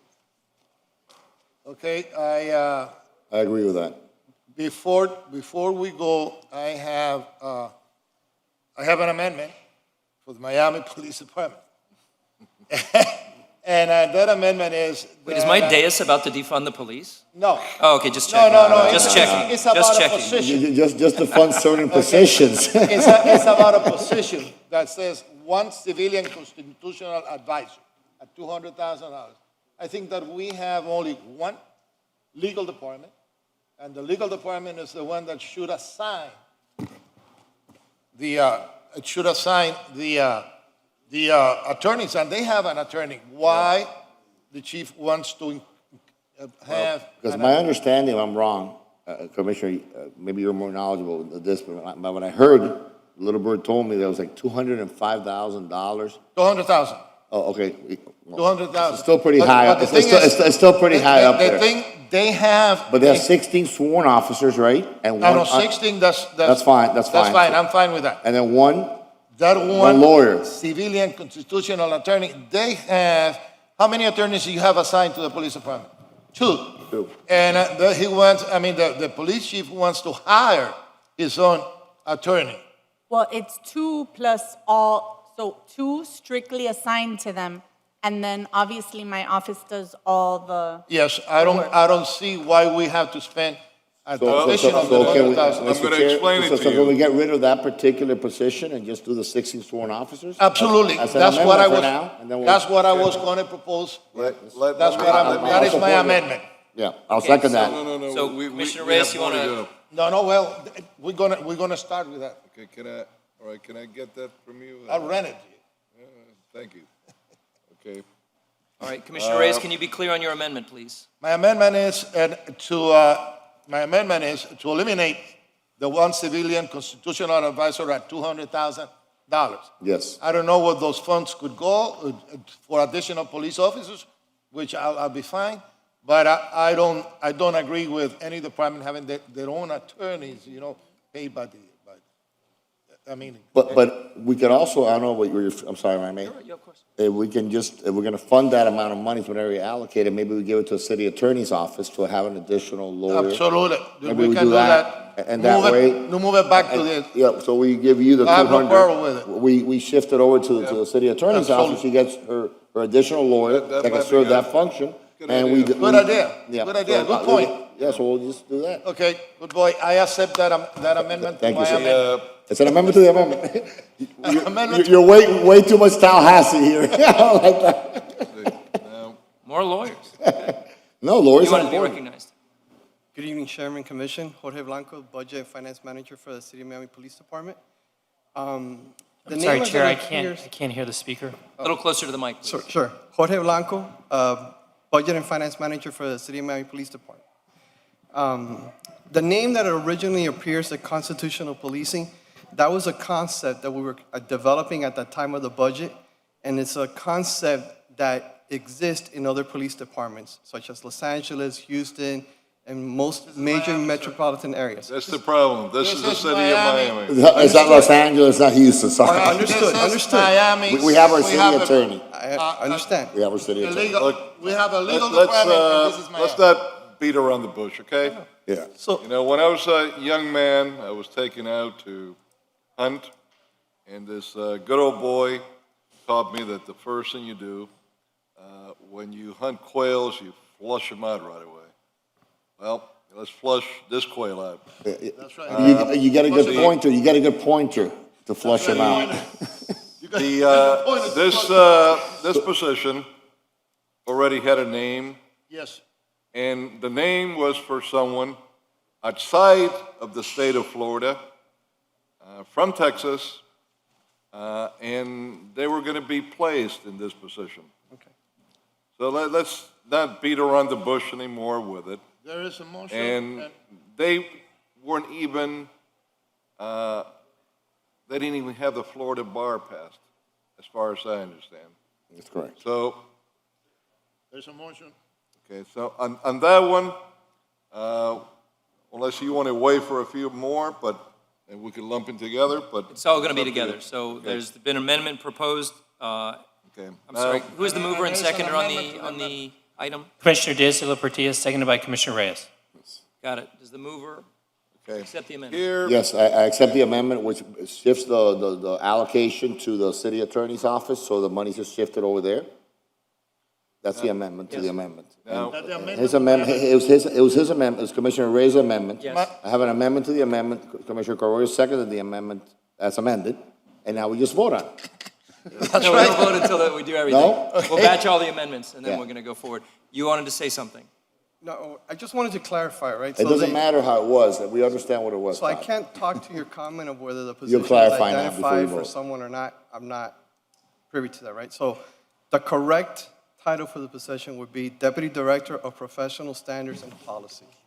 Okay, so the role would actually add value to what's happening within the police department. I see. Whether the person is a lawyer or not, or outside the agency or internal the All right. agency, All right, I'm so- not so privy stay to all that. right, well, give me the other title that you said. It's not Civilian Constitution Advisor. What is Okay. the other title? Deputy Director of Professional Standards and Policy. Okay, both of those titles, either one, we're not going to fund them. Okay, either one. So there's, the clerk just, my name, Mr. Chair, the clerk explained to me that I was the original It was my amendment, so You were the mover. I was a mover. I'm sorry, I was a mover, not the amendment. So everything that's been said will be incorporated into the whole, we all agree, amendment to the amendment, everything, including not funding those two positions. Correct? It's only one, but since we're... different titles, two different titles. Yeah, since Okay. we're playing games with titles. Yeah, you know. no. I'm sorry, I missed it, yeah, but, okay, I got it. Now, let me go to the next one. We defunded 4 positions in the rank of major in the police department. Actually, I believe it was 5, but 1 was not filled. Correct me if I'm wrong.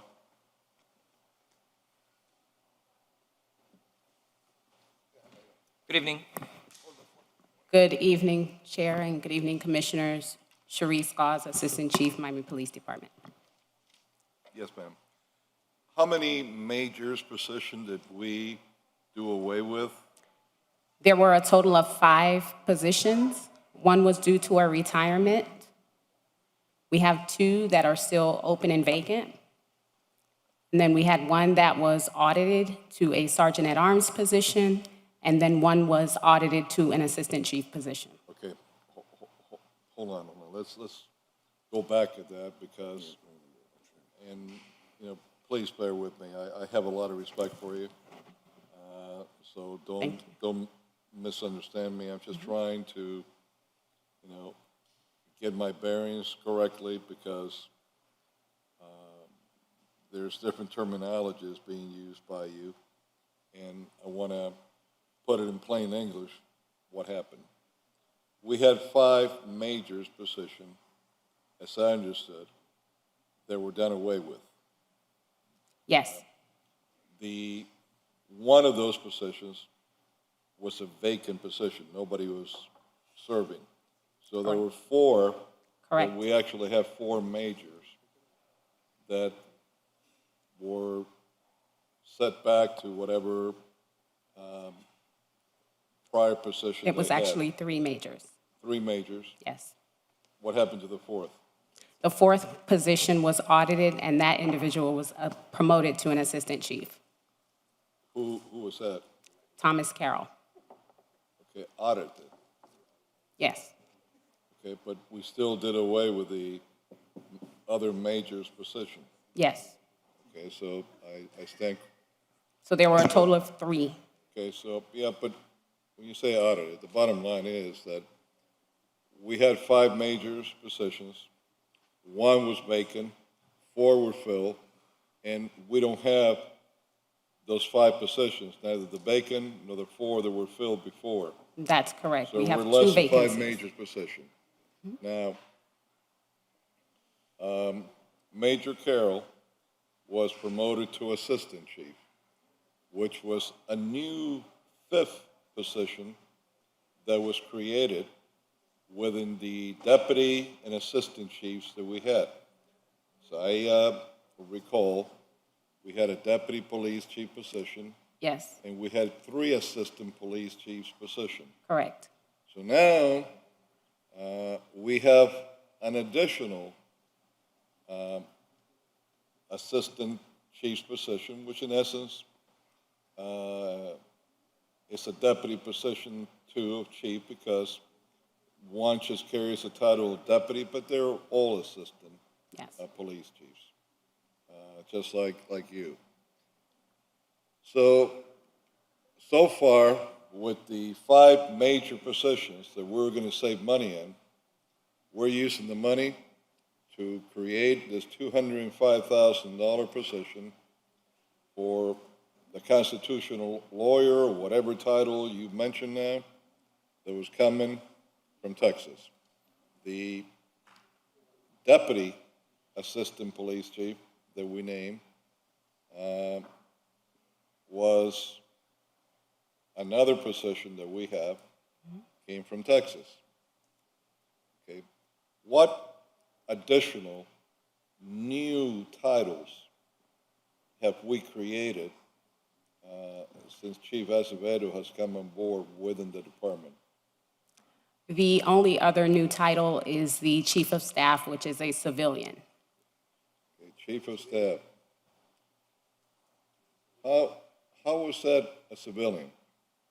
Okay, That is a civilian position, so one of the executive officer positions. but did that replace any other of the traditional positions that prior chiefs had? So it was an executive officer position that was then audited to a chief of staff. Okay, so when you say audited, we still kept one position, we just did away with the executive officer title, and it was created into a chief of staff title. Correct. We had a total of 3 executive officers. One was audited to a chief of staff. We'd still have 2 executive officer positions remaining. Okay, so that's fine, because you're within the numbers that you were there before, so I would let that one go. Commissioner, may I interrupt? Is that the same salary that existed before? Or is it an increase in salary for those 3 FTEs? The 3 FTEs, right? Yes. Okay, and what's the amount for the original 3 FTEs, executive FTEs versus these 3? Is it more? I believe it is actually on par. On par, it's even? Yes. Okay, what was the total? I believe it's 140. Okay, for all 3? No, 140. Each Per. makes a salary of about Per. 140. Per? Yes. Okay. Yeah, I just wanted to clarify. That's more than we make up here. I know, well, 3 times as much, but we just wanted to make 2.5. I'm sure. Well, more it's hours. also going to depend on that person's tenure with the department and course. so forth, but about 140 or so. Okay, so when you say his tenure with the department, I'm sorry? is he retired from the Miami Police Department? Is who retired? The chief of staff? No, it's a new employee. She was previously in a grant-funded position. No, I mean the chief of staff position that you Yes. said. This is a newly created position. Okay, yeah, but it's a she or a he? It's a she, it's a female. Okay. And, okay, so she came from within the department or from where? Yes, but as a grant-funded Right. employee. Okay, all right. And the executive officer that we have there, what are their names? Executive Officer Chavez. Okay. And then we do have 1 vacancy, Okay, a recent vacancy. yeah, out of the 3 that you had originally. Yes. That's fine now. Now, what other, because I believe there's 1 more position that was a newly created position. Is there any other one at all in the department? No, I'm not aware of any other position that was Or should I created. say a new title? I mean, you guys use the word audited No. back and forth, and that's new to me. I'm sorry, I've never heard that expression No, before. sir. It was just the chief of staff, which is the only new position. Okay. All right. The deputy police chief's position, how much is that costing us? I believe that salary is $218 annually. 218? Yes. Okay, what was deputy chief Papier making before?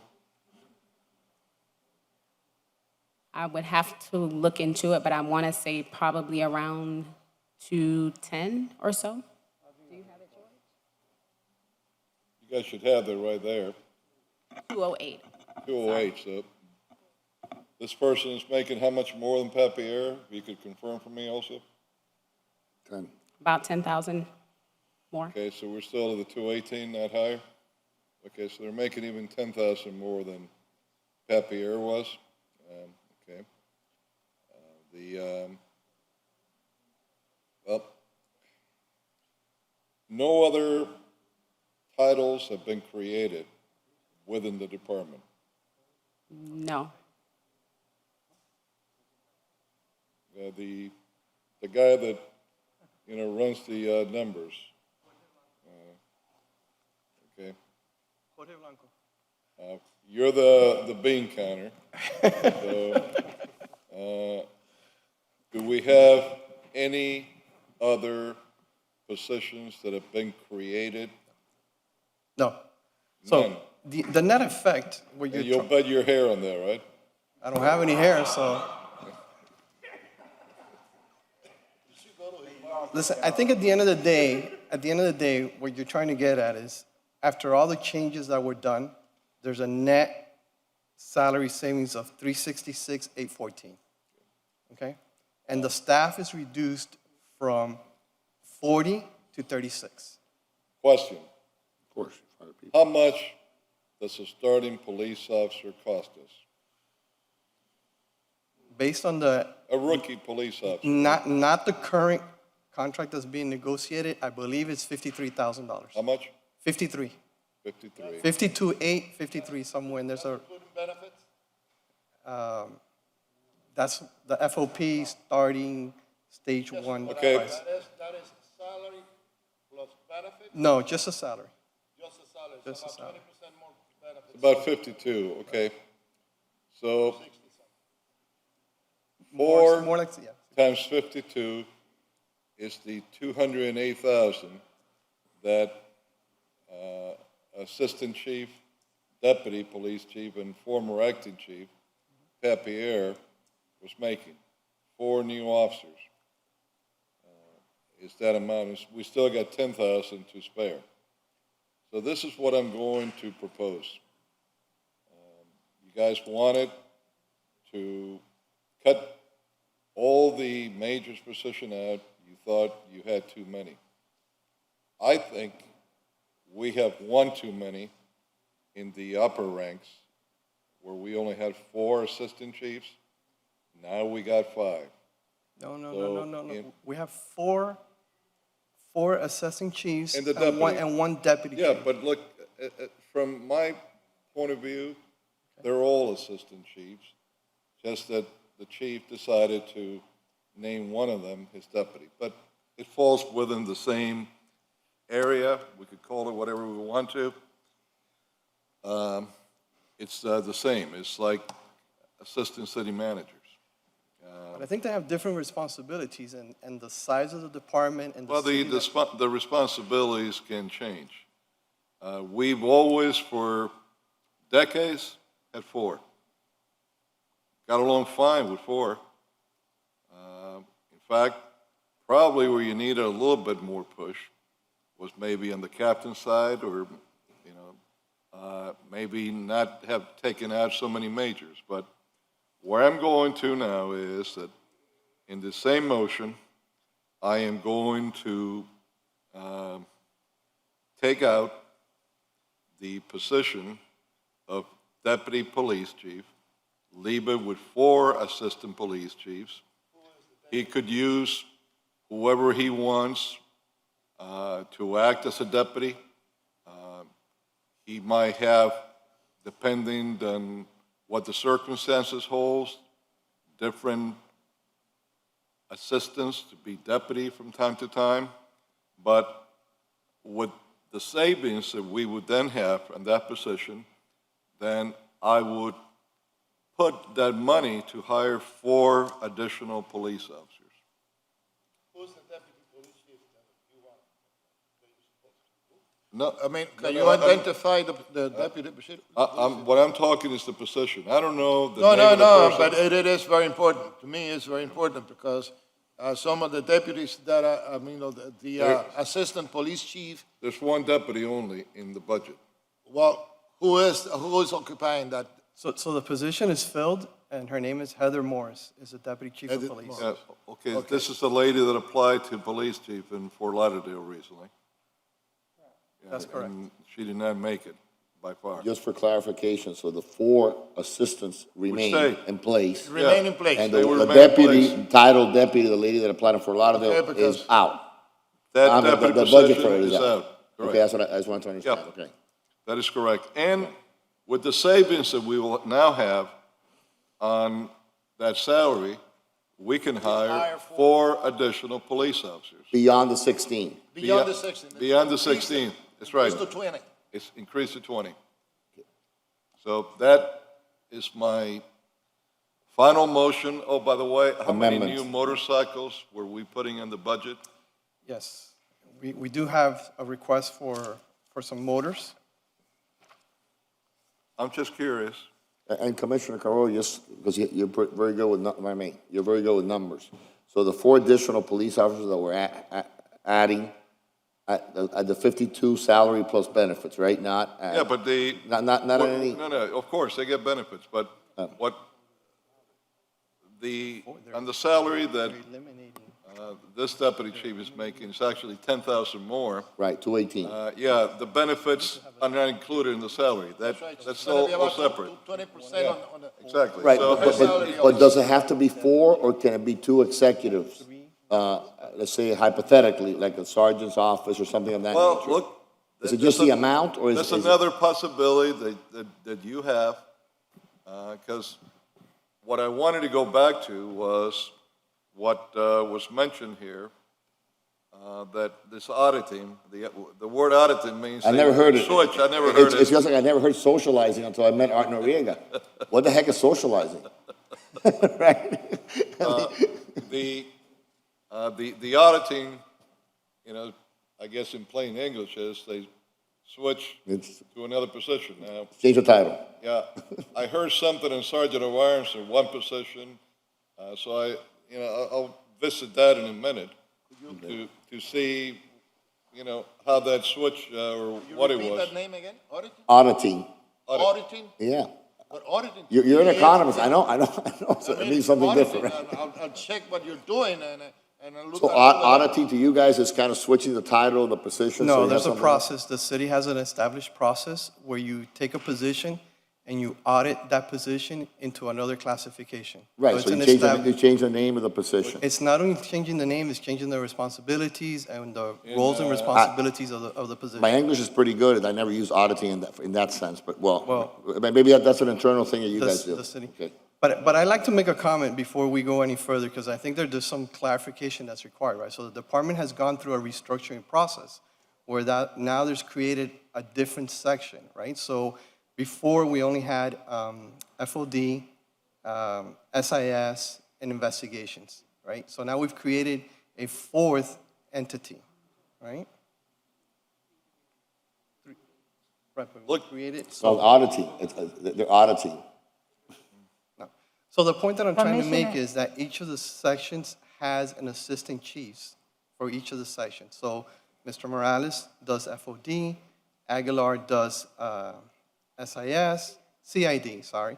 Assistant Chief Goss does administration, and Assistant Chief Carroll does SIS. But you basically have the same amount of officers. Special operations. As you had before. So this is very simple. All you have to do is give it a little bit more to one of the assistant chiefs that doesn't have enough in his plate to supervise. And they could handle it. Believe me, they could handle it. Now, on that sergeant of arms that you mentioned that got audited, where was the sergeant of arms at, or where did he get audited to? His previous title is what you're asking, sir? He was assigned to Special Investigations Section, Okay. and the position was audited to create another Sergeant-at-Arms position. But wasn't that Camacho's position? I'm sorry? Wasn't that Camacho's position? No. So we had. No, we so you still- mean we have room for a 4th one? We still have a vacant Sergeant-at-Arms position. Okay, so. Which, that is Camacho. Okay, for the commission side, how many sergeant of arms do we have? We have Abbott, we have Albert, we have the audited one. Tillman, And you have. Andrea Preston. Still one additional one that is available. Is vacant, yes. But Andrea has been assigned upstairs, right? Because my understanding, the chief said there were 4 upstairs and 3 downstairs. So Andrea doesn't count. That's what we're talking about. Andrea Preston is the one you're talking about? She's Andrea upstairs. Preston is assigned to upstairs. Yeah, the mayor. but my understanding, and maybe you picked it up more than I did, I'm sorry, that for down here, we have Albert, Yes, we have Abbott, yes, and we have the audited one. right. Is that you, Freddie? He doesn't know, he doesn't know yet. And we had, according to what we discussed that day, we will have, I think, a couple of that they will come in as necessary. Right, the Yeah. separate, but he's talking about sergeant, not the special, That's right. right, the separate one. But see, this is where, But Andrea Preston is not accurate because Andrea Preston is assigned upstairs. And If the I chief, may- and the chief was very clear that there were 4 upstairs and they would never come downstairs unless a mayor came down here, and one of them comes, one, right? And the other one stays up there, but there's 4 up there and 3 up here, and they would never come, the one upstairs can never come down here, or are told not to come down here, right? yeah, but. If I may address the commission. Hold on for a second. I'm just trying to figure it out. But see, I think you remember what I thought I did too. 4 upstairs and 3 down here. Yes, sir. But now I'm finding out that there's 4 in the budget down here. Right, exactly, But we have 3. right. It's one But we got position. 3. Right. She says that is one position that is open. Uh-huh. Right. And so, was it originally proposed by me that we have 5? You talked. 1, 2, 3, 4, 5? You talked about 5, but this is not 5. Right, it's 4. This is 4. Right, And no one talked to us never. to see if we wanted beyond the 3 that we had discussed that day. Correct. As you remember, Yes, sir. I said, look, let's get a couple of other people qualified that work in one of the other units there in case we ever have a situation that all 5 of us or 4 of us Yes, need one, then we could go to someone else. yes. But So, no one ever came back to speak to me about any of that. To you? Commissioner, Not to me, let not me to say me. this, let me just say this, and, No. clarify this. At the moment that we were asking for 5, and then they said there's 3, then the chief said, I'm gonna have 2 that they are gonna be used as needed, Yeah. okay? Because we proposed that. We proposed That's that. right, and we proposed that, 3 plus 2. Correct. It is 5, but there were gonna be 3 permanent and 2 that it will come in as needed.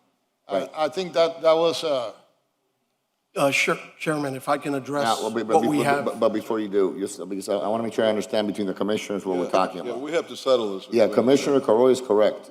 He's already identified No, but nobody- 4. No, and so are you. Hold on, so are you, because it's still, the total is 5, but they've already identified 4. That's right. So why is it so convoluted and so complicated instead of us just simply budgeting? Because we have the power to budget, right? Nobody else does. yeah, but- Just budget 5 here and 3 up there, and we're good, and 4 up there, and we're good to The go. question is also why, if that we are 4, they are 4, that position was not filled. That's the first question. The second question is, why don't we just budget, to cut through the chase, and just budget 5, And get another one. and Yeah, that's it? But But commissioners, here's what's starting to bother me. In that meeting, it was agreed that there would be 4 for upstairs for the mayor and 3 for That's correct. us. Yes. And 2 officers that would not be sergeant of arms would be in standby in case we ever got into a situation a rare situation, that more than 3 of us would need a sergeant of arms. No one said anything to me about a 4th in the budget. No one said anything to you. I don't believe to any of us. Commissioner Reyes, did somebody say something to you that there was going to be a 4th sergeant of arms that was going to be put in the budget? No. Okay, No, so no, I that- didn't know that, so that that- it so- was in the budget. So that's, no, none of us knew that. So here we find another sergeant of arms that was stuck, and now I'm hearing that it's for us, but I really don't know where the sergeant of arms is supposed to go to. And this is problematic for me. To begin with, the audited one, if Camacho would be back, and I know they want to put him up against a firing wall, without a blindfold. El paredón. Yeah. Paredón pa' Camacho. Yeah. He would have that. But this is, this is where the games happen, and this is where they're caught. And listen, guys, I started here when I was just a kid. I've seen it all. This is the fourth time I've been around as a commissioner. I was around twice as a mayor. I've had every other title you could count in the city, and I've also been a city manager. Besides other things, that's between me and the jobs that I've had. So, I'm too old right now to play games, and I'm not going to play them. And if there's any doubt whatsoever, that whatever game anybody wants to play is going to end up bad, real bad for them, just try me. I don't shoot with blank bullets. Now, I don't know where the heck this extra sergeant of arms came from, but this had never been approved by the commission. This had never been discussed with any of us, and all of a sudden, it's snuck into the budget. I know how to read budgets, believe me. I've done budgets. When I was in Doral, I saved them more money than they have ever seen. When I got there and took the budget apart, that had reason to be given to them. But the manager knows I don't have the time for that now. I don't have the staff for that support. If there were 3 of me today, there still wouldn't be enough. And I do not appreciate these kinds of games. Thank you, Now, Commissioner. what is the will of this body to do with this extra mysterious position of Sergeant of Arms? Thank you. in the Commissioner, budget? I would like to give the administration a chance to respond. Yeah, that's fine, Chairman, but we need to discuss. Yeah, well, we're having a Before- debate on before- Well, he may have the answer to the That's mystery right, of where but it came from. before that, I'm going to ask, please, Commissioner, don't steal my line. I am the one that is too old for this. And I'm also. But I'm you're, also- you're no, Commissioner, I'm too old. you're the Wapo, way you're too Commissioner old. Wapo. Okay, let me tell you this. I started working at the city of Miami back in 1977 as a budget analyst. You see, as a budget analyst. So, and I also was a senior budget analyst for the school system. I know budgets too, sir. But there's don't steal my line, please. I'm But they- I'm a new kid on the block, so I they- listen to my elders. Well, I'm okay. you can say it. I'm too young for this. But they snuck that one on you too today. All right. I want to regain some control to get us back on timeliness because we've done an amazing job today, but I definitely wanted the commissioners to get this all out on the table. Would the department like to respond with regard to the issue of Sergeant at Arms? Yeah, good evening again, Commissioners. First, I want to clarify that the deputy position was 217, 987. Yeah, that's what was said to us. They said 208.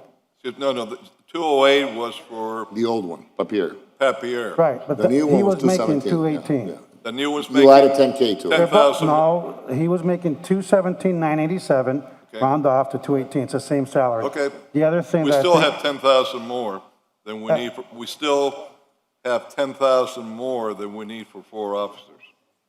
No, it's, the point is that it was he was making 217, 987. The new deputy's making the same That's fine. salary. It wasn't much of a difference. Yeah, it was between about one 10,000. and The other thing that I think is important for the commission that has not come out is that when we made our assessment, we actually reduced the budget for 366,814 was the salary savings that we've achieved. And I would just urge the commission to, actually, Commissioner, you quite frankly, in one-on-one meetings with you, you've recommended I bring in a deputy from the outside, and I think it's really important to have a deputy, a chief for the department. They've had a deputy for many years now, and I would just urge the commissioners to reconsider that in light of the fact that we did in fact save $366,814. And in terms of the fourth We had that discussion where we advised the commission, I'm sure there's video of it, that we had added an additional individual to the fourth one to the mayor's office, the mayor's floor, and we're going to have 3 here. And the direction was, oh, bendito esto. Yeah, I'm having difficulty understanding. I'm sorry, Commissioner. And the direction was to have an additional personnel. We were going to. You do have your shots, right? Say again, sir? You do have your shots, right? Yes, sir, yeah. We're okay, Yeah, we're okay. I'm that Attila the Hun that wants everybody to get shots. And I mean vaccinations, not gunshots. I know, I saw the interview. So the discussion a few months back was that we would have alternates trained in executive protection, we'd keep using them, and that we would continue to monitor the needs of the commission. And when we added the fourth, because I think the characterization that we're hiding it's right here in the budget. It's actually been around since this current budget year isn't quite accurate. The discussion was we're going to add a fourth to deal with that workload up there and 3 here, and we weren't going to commingle the 2 units. We were basically, the 4 up there are going to work up there, and the 3 down here are going to work down here, and they would have additional executive protection trained SIS members. Where's that 4th sergeant of arms from down here? We added it, we converted a position after an audit in this current budget. So in order to move it forward, we'd have to obviously continue it moving forward. So, in other words, what you're telling me is that you have 4 sergeant of arms, 4 upstairs, and 4 sergeant of arms for downstairs on this budget. We have 3 currently, and we have a cadre of trained personnel in executive protection. Chief, look. But we have, Not named, but budgeted. and you were all going to let us know. You're playing with words now. We have 3 that are physically here. Yes. But there's a 4th position that is budgeted. So this is what I'm talking about. There are 4 positions that are budgeted for the commission, yes or no? I'd have to double check with the budget officer. My recollection, we had 3. This is what she has said. So Oh, we do have 1. What do we have? 1 empty. We do have 1 vacancy, Commissioner. So it's 4 FTEs. Yes. Yes. hey, come on, look. Okay. You didn't know that? I mean.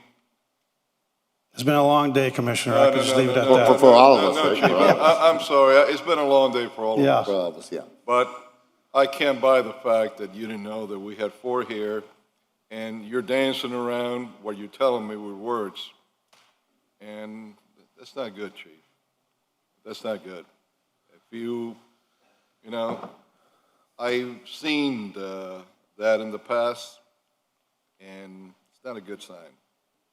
You know well, you're a smart guy, you looked at the budget, there's no way that a 4th position for a sergeant of arms for the commission was going to be put in our budget without you not knowing it or approving it.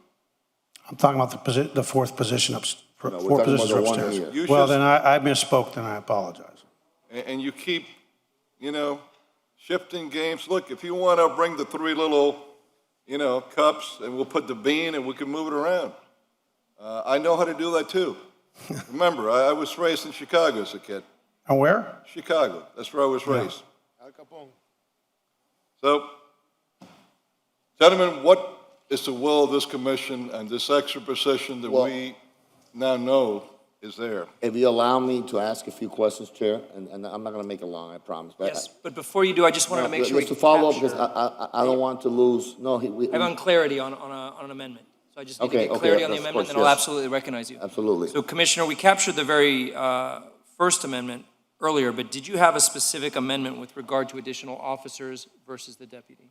Yes, I did. So I need to make sure that stated. gets accepted by the mover and the seconder. So Yes. can you state that clearly, please? My additional amendment is that the position of deputy police chief be eliminated. Be eliminated from the budget In lieu of hiring 4 additional police officers, patrolmen. patrolmen. That's it. The New- amendment to the amendment to the amendment. Yeah. So does 3 that, degrees. has 3 that degrees deputy in that. position been staffed? It's staff now. So by eliminating it, are you Are you dismissing somebody? Yes, that's what. Well, did anybody? Well, you're not hiring someone who is proposed to be hired. That's what I'm asking. Have they already been hired? Well, somebody could have hired, but we're the ones that do the budget, That person. right? So we have to allocate the money. The commission does the budget. Somebody could have great ideas, but if we don't fund it, it doesn't happen. That's the way government works, you know that. So they may have promised someone a job, but it hasn't been funded. There is no funding for the job doesn't exist, right?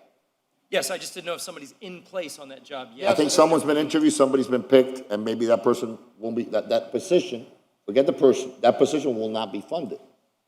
That's what we're talking about, that's the debate we're having. But I need clarification on one thing before you go on, because it's related to this. It's a couple of questions only. Fernando, how much total did you allocate to the police department in the 10.7 million of the administration's proposal for different, including the police department, the firefighters? How much of that was for the police department? So not including the amendment reducing. No, we're talking about what you proposed, not what we're exchanging now. Right, so. Again, you're master, I'm having difficulty hearing. Maybe I have a little bit of a cold, so my hearing. Sorry, I forget I'm wearing it. So $2.6 million in the proposed budget. That was for the additional positions. Okay, so that's for 17 positions, 16 sworn, and 1 civilian, which we're going to eliminate, the 1 sworn. And. The 1 civilian. Right. What else? And $1.5 million for capital costs. Okay, and the 1.5 million for capital costs is for what? Those are for. For what specifically? Well, I'll let the police tell you exactly what those line items are for. I don't have the details in front of me. What's an additional, because we're giving the police department I want to make clear to everyone listening, we're funding the police to a tune of 2.6 million more. We're not taking anything away. We're actually adding $2.6 million. 1.3 million in salaries, right, funded positions, and the rest in?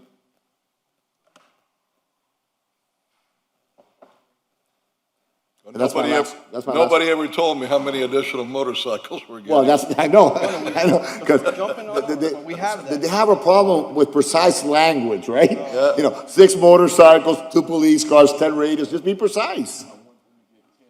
Do we want to talk about the motorcycles? I want to talk about, tell me what the money's for. Okay, What are you buying?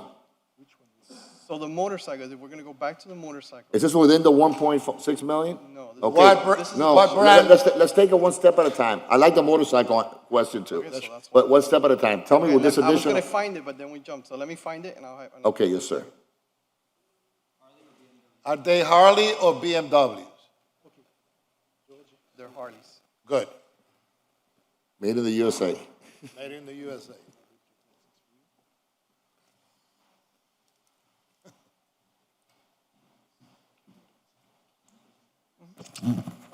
Leon Michel for the Office of Management and Budget. Police Department, we give them 2.6 million for 17 new positions, 16 sworn personnel and 1 civilian, and $1.5 million for capital projects. And the capital projects. The capital projects are. Excuse me. Yeah. The 17 sworn personnel. 16. 16 sworn personnel 16, okay. and 1 civilian. And 1 civilian. Okay, now that's what I want. Right, okay, hold on. Let me get the 1.5 first. No, but I want to identify the civilian. The civilian was the position that was the constitutional attorney. Lawyer. Yes, that position, I'm sorry. Which is part of the amendment that we have to eliminate that position. That position is eliminated. Right. And the 1.5 million? And for the CAD system, the CAD. The CAT system. Yeah, CAD. And taser too. I think that includes some taser. The tasers and what else? Okay, hold on a second. $1 million for the taser.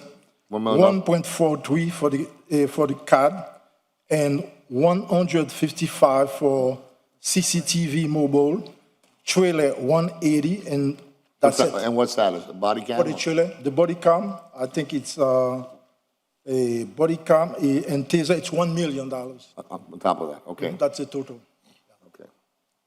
Okay, that was my clarification. And the 16 sworn officers, they could be divided any way that we choose according to our amendment, or are you going to allow it to be demand that it be 16 officers. Officer. Or Let could it me be- tell you, we need more police in the street. Of course, that's what, We need more police officers in the street. That's agree. why, that's why I I agree. said, fine with this 16, plus the other 4 that we are, and if we can use the $200,000 that were assigned for the constitutional attorney on police officer, I'm all for it. Okay. And Right, that goes to the that city. amendment's already been captured to spend it elsewhere, though, so. if That's you'd like right, to- but okay. And that goes But we to can the- amend it. 'cause That goes you to the want more city, that lawyers goes or you to want the more city police? attorney's office. Yeah, that went to the attorney's office. The Now, what- the what? Madam City Attorney, do you truly need an additional attorney to keep track of everything in the police department? So what I need is 2 attorneys. I don't need an extra attorney of police. Okay, so we're gonna take that money back then. Yeah. And we're gonna put You already have 2 attorneys. 4 additional, you have 2 attorneys there, right? You told us earlier you have 2 attorneys within the department, within your Right, department. I have 2 attorneys there. Yeah, okay. Yes. I don't need to add another attorney Got over it. there. I need in my office, not dealing with police matters. In a perfect world, I need 2 more attorneys. Different story. She wanted to take. So I wanted to take that position. You can't blame her, that's good. That position that you We were. we open I up the need- door, you know, she's not fool. She's got, okay, give it to me, Can't give it blame to her me. for trying. No, I'm Well, serious. So I how thought you come- gave me how one come- attorney. How come you hadn't asked for that in the budget before? We would have given it to you. Yeah. Because I don't like asking for things unless Come on. there's the opportunity like this that was, I don't like asking you for So stuff. can we give her 1 new attorney and an additional sergeant, and that way we're 5 sergeants down here and 4 upstairs? Yeah, how And much she you gets need, an attorney how and much we're you good need to for go? 1 attorney? 100. What did you say in the sergeant? 1 additional sergeant, 4 to 5 For here. for here, and then one for her. We take the 200 and we split it. Well, the sergeant of arms is already in the budget that was Yes, it proposed. is. Be the 4th sergeant of arms. Right. The only thing is, we have to specify within the budget that is for here. Right, because Because it's, right. somehow, I have the suspicion. I don't think it was specified. So we have to specify it's for here, and then we're fine. You better get a real good attorney for an additional 205 that you're gonna get. Yeah, Why are you being so generous with her? well, that's what that had for an attorney. I mean, That's what we did set up. and she is gonna get one that's from, it's got their Florida bar, not Texas bar. Oh, okay, it's okay. All right, we'll give it to her. That's fine. But not police related. So we're just Not police allocating related. additional budget to the attorney's office. The police department already has 2 attorneys assigned. Yes, that I understand. Okay, we are gonna give her 1 more, so another position, so she can use it for city business. Got it. So, gentlemen, there's a lot of discussion going around. Every time there's a change, I need it incorporated as an amendment Okay. where the remover and the seconder approves. Let me include it for the amendment. We had given the city attorney 1 additional position to use for an additional attorney at her discretion. The only other thing that we have to add or do is confirm in the budget that this 4th sergeant of arms position for the commission Assigned to the. is only assigned to the commission. So it would be, as was told to us, that the chief didn't know about. It's late, he forgot, he didn't remember. That 4th position stays in the budget with the caveat that he specified commission. 4 sergeant of arms for the commission, 4 sergeant of arms for the mayor. And the third thing is that the 17th position in the $2.3 million allocation for a civilian is eliminated. Yes. The Chief of 7th, staff. the chief of staff, the deputy, the The 7th, constitutional policing. the constitutional lawyer, Yeah, that's the one that we're giving to the but city it has to be attorney. eliminated from the existing proposal, which is, Oh, so we take that out. That's, I do understand what you're that's saying. part of the motion, that position, The amendment. or whatever other name that he wants to use for, so we're not being played with later on, it's eliminated. Understood. And Just a moment, I have one more question because we had a conversation Mr. about. Chair, that driving. We're adding stuff. I need to clarify what we've got so far. Mr. Bean Counter, if there are games played with that position later on, that you try to move the cups and hide the bean, I will call immediately for budget amendment hearing. In the new budget amendment, your position will go to dust also. And if I have to go up the ladder, I'll keep doing that. So I don't want any games like I saw here a few minutes ago, because I'm reading through people's minds. In my prior life, I was a mind reader. Mr. Clerk, I thought you knew so much do because you have unclarity with regard to the amendment that's being proposed? So as of this time, it's my understanding that there's one amendment that has been accepted by the mover and seconder, and that's to eliminate the 200,000 for the one civilian position, moving it to the city About attorney's. 205,000. I'm sorry, 205,000. No, 200,000. It's 200,000 exactly. Well, I thought I heard 205 before. All right. Okay. Go ahead, Mr. Clerk. 200,000. So that's the one amendment that the mover and seconder have accepted. It's my understanding that there's another amendment that was on the floor, and that was to take out the deputy police chief, leaving 4 assistant police chiefs, using the savings to hire 4 more patrolmen. But now as the mover and... Deputy police chief's position. Yes, yes. For 218,000, they said, approximately. And that would now, those funds would be used to hire 4 new patrolmen. 4 police officers. 4 new patrolmen. And 4 sworn police officers. Yes. Sworn police officers. Sworn police 4 officers. sworn police officers. And the mover and seconder accepts that? Not Yes. yet. That's what Not I'm yet. asking right now. Does Yes. the mover Yes. accept? Yes. Mover and seconder Yes. accept? Yes. Yes. Thank you. Now, with And- regard to the sergeant at arms. Yes.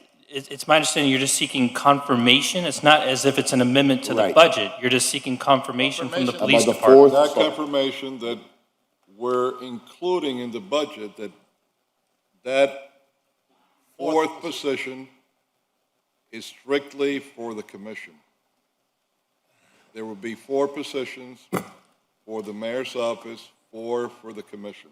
Mr. Blanco, do you understand what they're, And for clarification of the last one, is that the 2 additional officers that were assigned to the commission, in case there's a need for 5, will now be removed now as punishment, for lack of a better word, to this commission for acting and for doing its job, right? So in other words, there were 2 additional officers That's right. that were assigned to us that were not under Sergeant at Arms that will be available to us in case the 5 of us want to go to some event and we need 1. So we have access to 2 additional officers, which were promised to us by the police chief when he brought us down to 3, now it's 4. So there's always 2 additional ones. This is a guarantee that's part of the conversation. It won't be part. But it's going to be 1 because if we have a position that is a permanent position. It could be 1, yes, sir, you're Yeah, correct. A permanent position. 1 Now, additional one. If we Yes. if the need comes, that all 5 of us request for a sergeant of arms, that somebody's going to be available, there's going to be somebody assigned as a relief pitcher. Right, relief pitcher, But basically. let me tell you why you still need 2 that are assigned. I agree. In case that would happen, where everyone is going to need someone, and one of our sergeant of arms or the relief sergeant of arms Is sick or? is sick or is not available. We need train at least 2. So we leave the 2 that the police chief had promised when he made That's his right. statement here. That is gonna We be- have 4 permanently assigned here, 4 that you mentioned upstairs, they don't go up and down, they're separate. And the 2 additional ones, in case they're needed, are assigned clearly down here only, nowhere else. That's kind of the agreement. How that would have to be worded, because now, this is not line out in budget. No, I know. But I think the manager understands what it is, I think the police chief understands what it The is. manager's looking at the stars up there, I don't know. He's looking at those planes. You want to be on one of those, don't you? But I think you know the. So no amendment necessary for that clarification. In summary, we are adding 20 uniformed police officers. Sworn. That is what I. Exactly. Yes, sir. 20, I mean, we are eliminating one deputy chief position. Yes. We eliminated from the budget the attorney, the constitutional attorney, and the proceeds of that, the funds assigned to that attorney, they are transferred to the legal department, and the elimination of the deputy chief of police, the salary of that salary It's for the force. it's going to be, used for an additional 4 police, Sworn. sworn police officers. That's You know, correct. Which give us a total of 20 additional police officers. Right. I like that. And that is the amendment, but the understanding is, as you said, Commissioner Carollo, is that those 4 that are here, Yes, and the additional 2 are still there But and that- are here That it is an instruction that we'll give to the city manager. the city manager. Okay, that works. I'm ready to vote. Okay? Are you hungry? Yes. Yeah, me too. All right, well, this is just the police, discussion on the police item. Are there any more amendments to the police budget? Not at this moment. I will see. Oh, my God. The motorcycles and the Marine Motorcycles Patrol must boat, be- was there one involved or not? I'm sorry, I couldn't hear that part. The Marine Patrol boat, was there one included in the budget? Can we go through that, please? So you want to hear motors first, or? Yeah, let's hear more. Can we pass this amendment first to get this out of the way? It's all going in Oh, one it's all big going in the package. same thing, It's okay, all okay, one. okay. So on the motor side, there's currently 23 staff members. 1 captain, 3 sergeants, 19 officers, okay? 1 captain, 3 sergeants, 19 officers.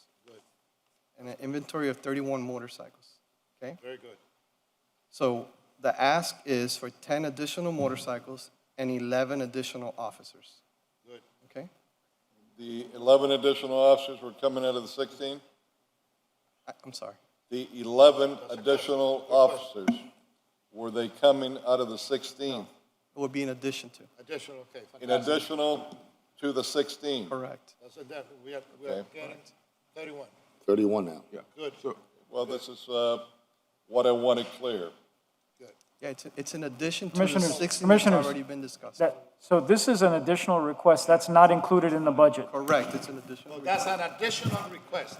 Yes, That hasn't been funded yet. no, Yeah, but this is, look, this is why I was wondering what he's talking about, because I didn't see it in the budget. I was wondering if I missed it.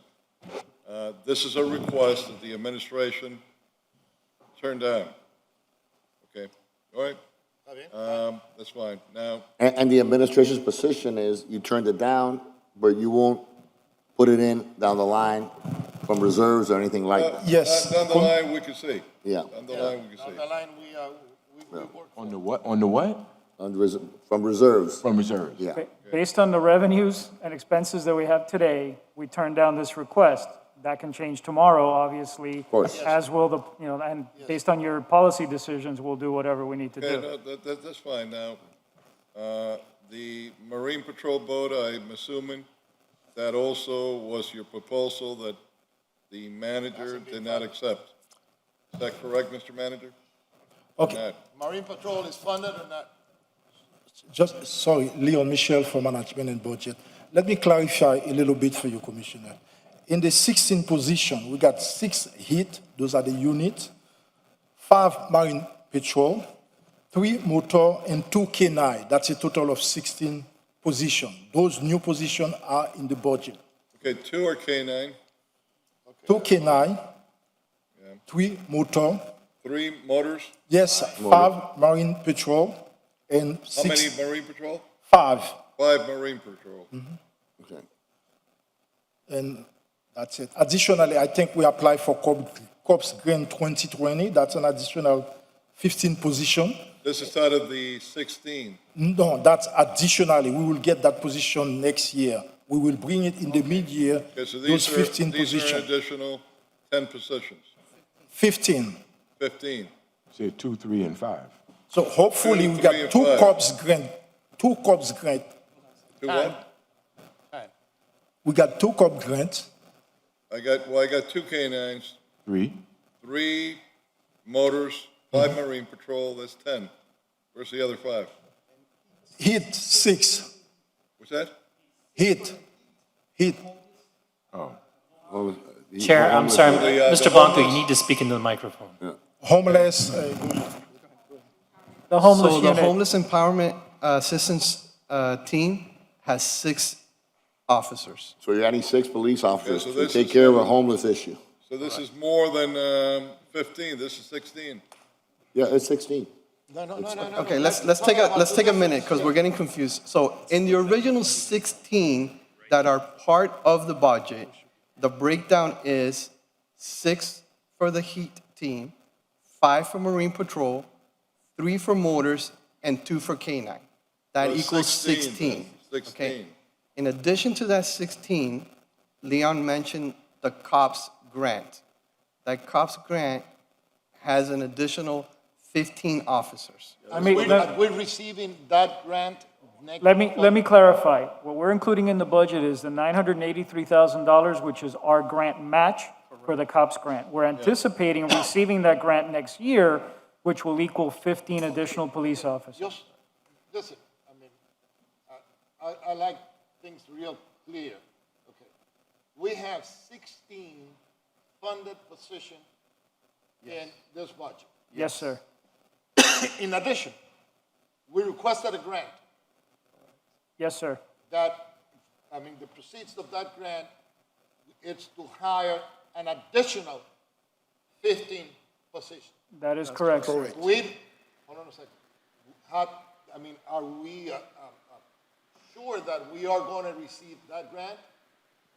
yes, Commissioner, you received that grant already. Part of it We're you going already to received. receive that grant when? There is a resolution that's 210225 Okay. where you accept Then we it. can count that as additional police officers that are going to be hired.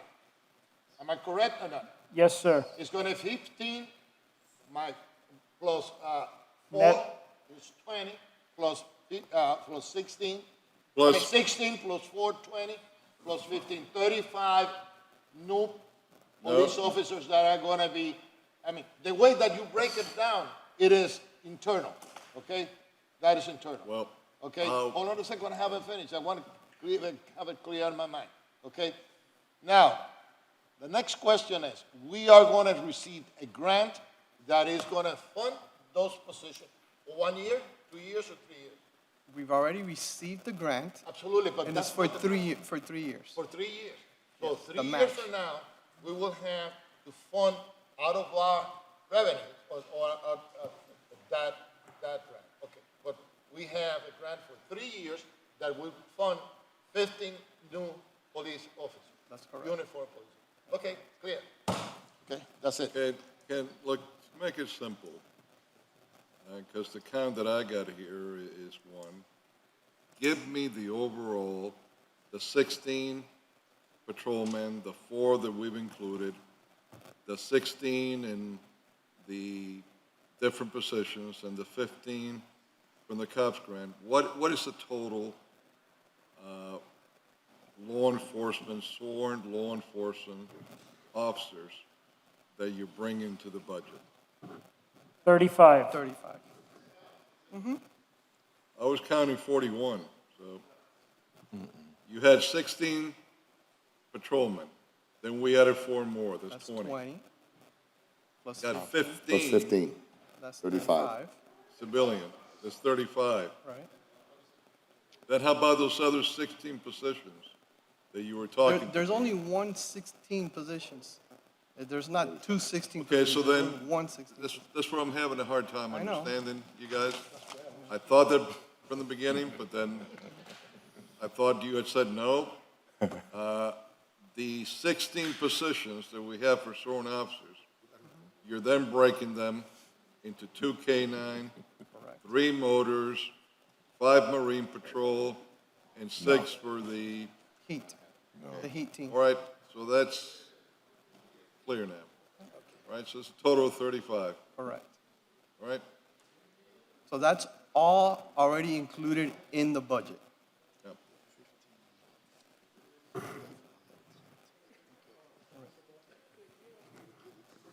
In the menu, right. Okay. So now, in addition to that, is the motors component and the marine patrol component. But that was not approved. Correct. This is the acts, the request that we're making at this time. Okay, at this time, but that was not approved. Now, Mr. Manager, I'm not used to having this ever. And, Mr. Manager, can you come up? I'd appreciate it.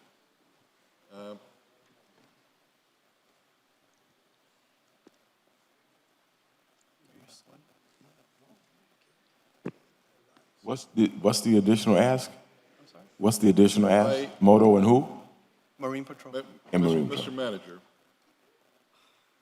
I'm sitting back here, I can't believe what is going on here. You're the city manager.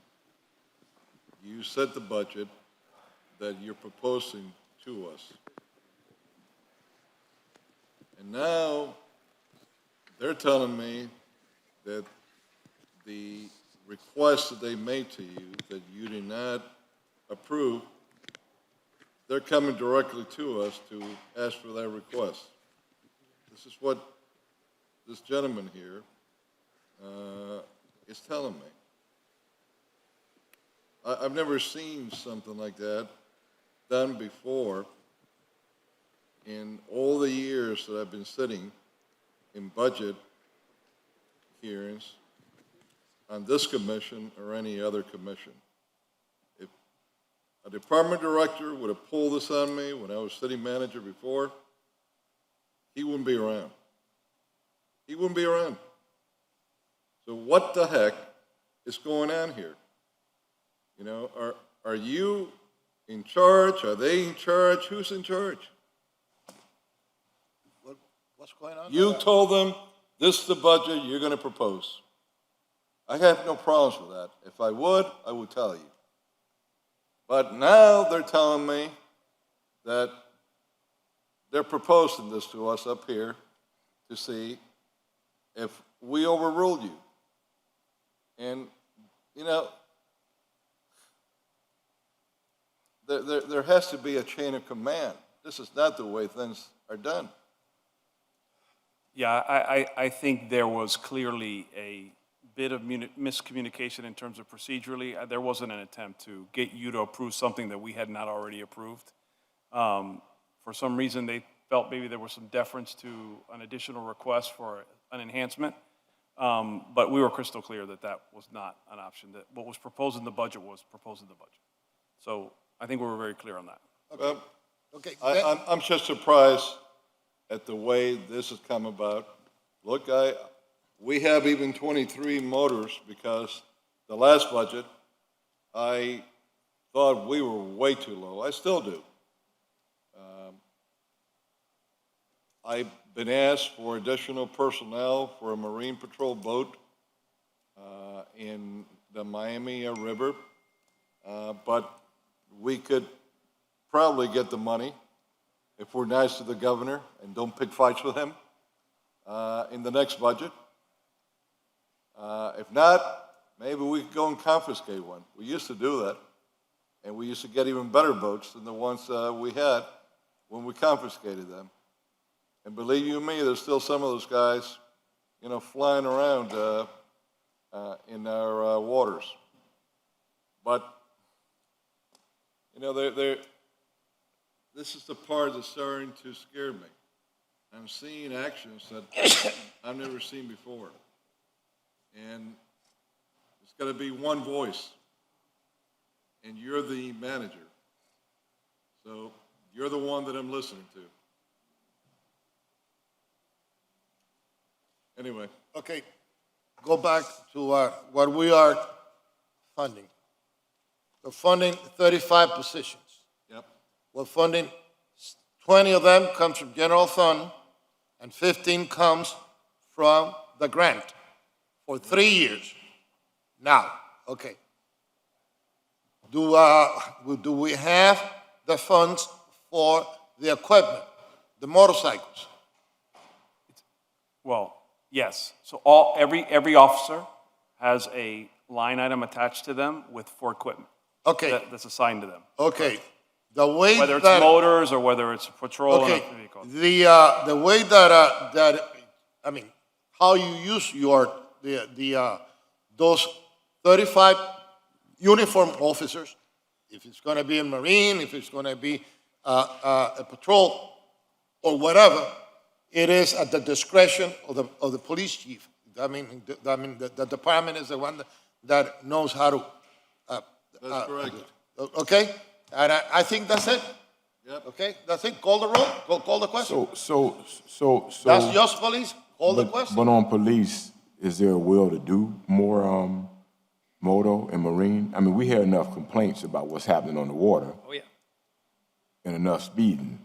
So, is there a will to do it? Listen, Well, you could talk to the if, manager. if we do not get monies for a Marine Patrol boat in the Miami River from the state, we could always consider coming back for a midterm or earlier than midterm budget amendment, and we could move monies around if we so see fit. So that being our legislative priorities? Yeah, but I do believe that we stand an excellent chance, as long as we don't pick fights with the people up in Tallahassee, to get those monies for down here. As a matter of fact, I agree with Commissioner Carrillo. There is great interest from, from senators and the river and what's going on in our waters and how can we protect that. There is great interest from our legislatures. And I believe that Commissioner Carrillo is right, that it is a great chance that we will get the necessary equipment.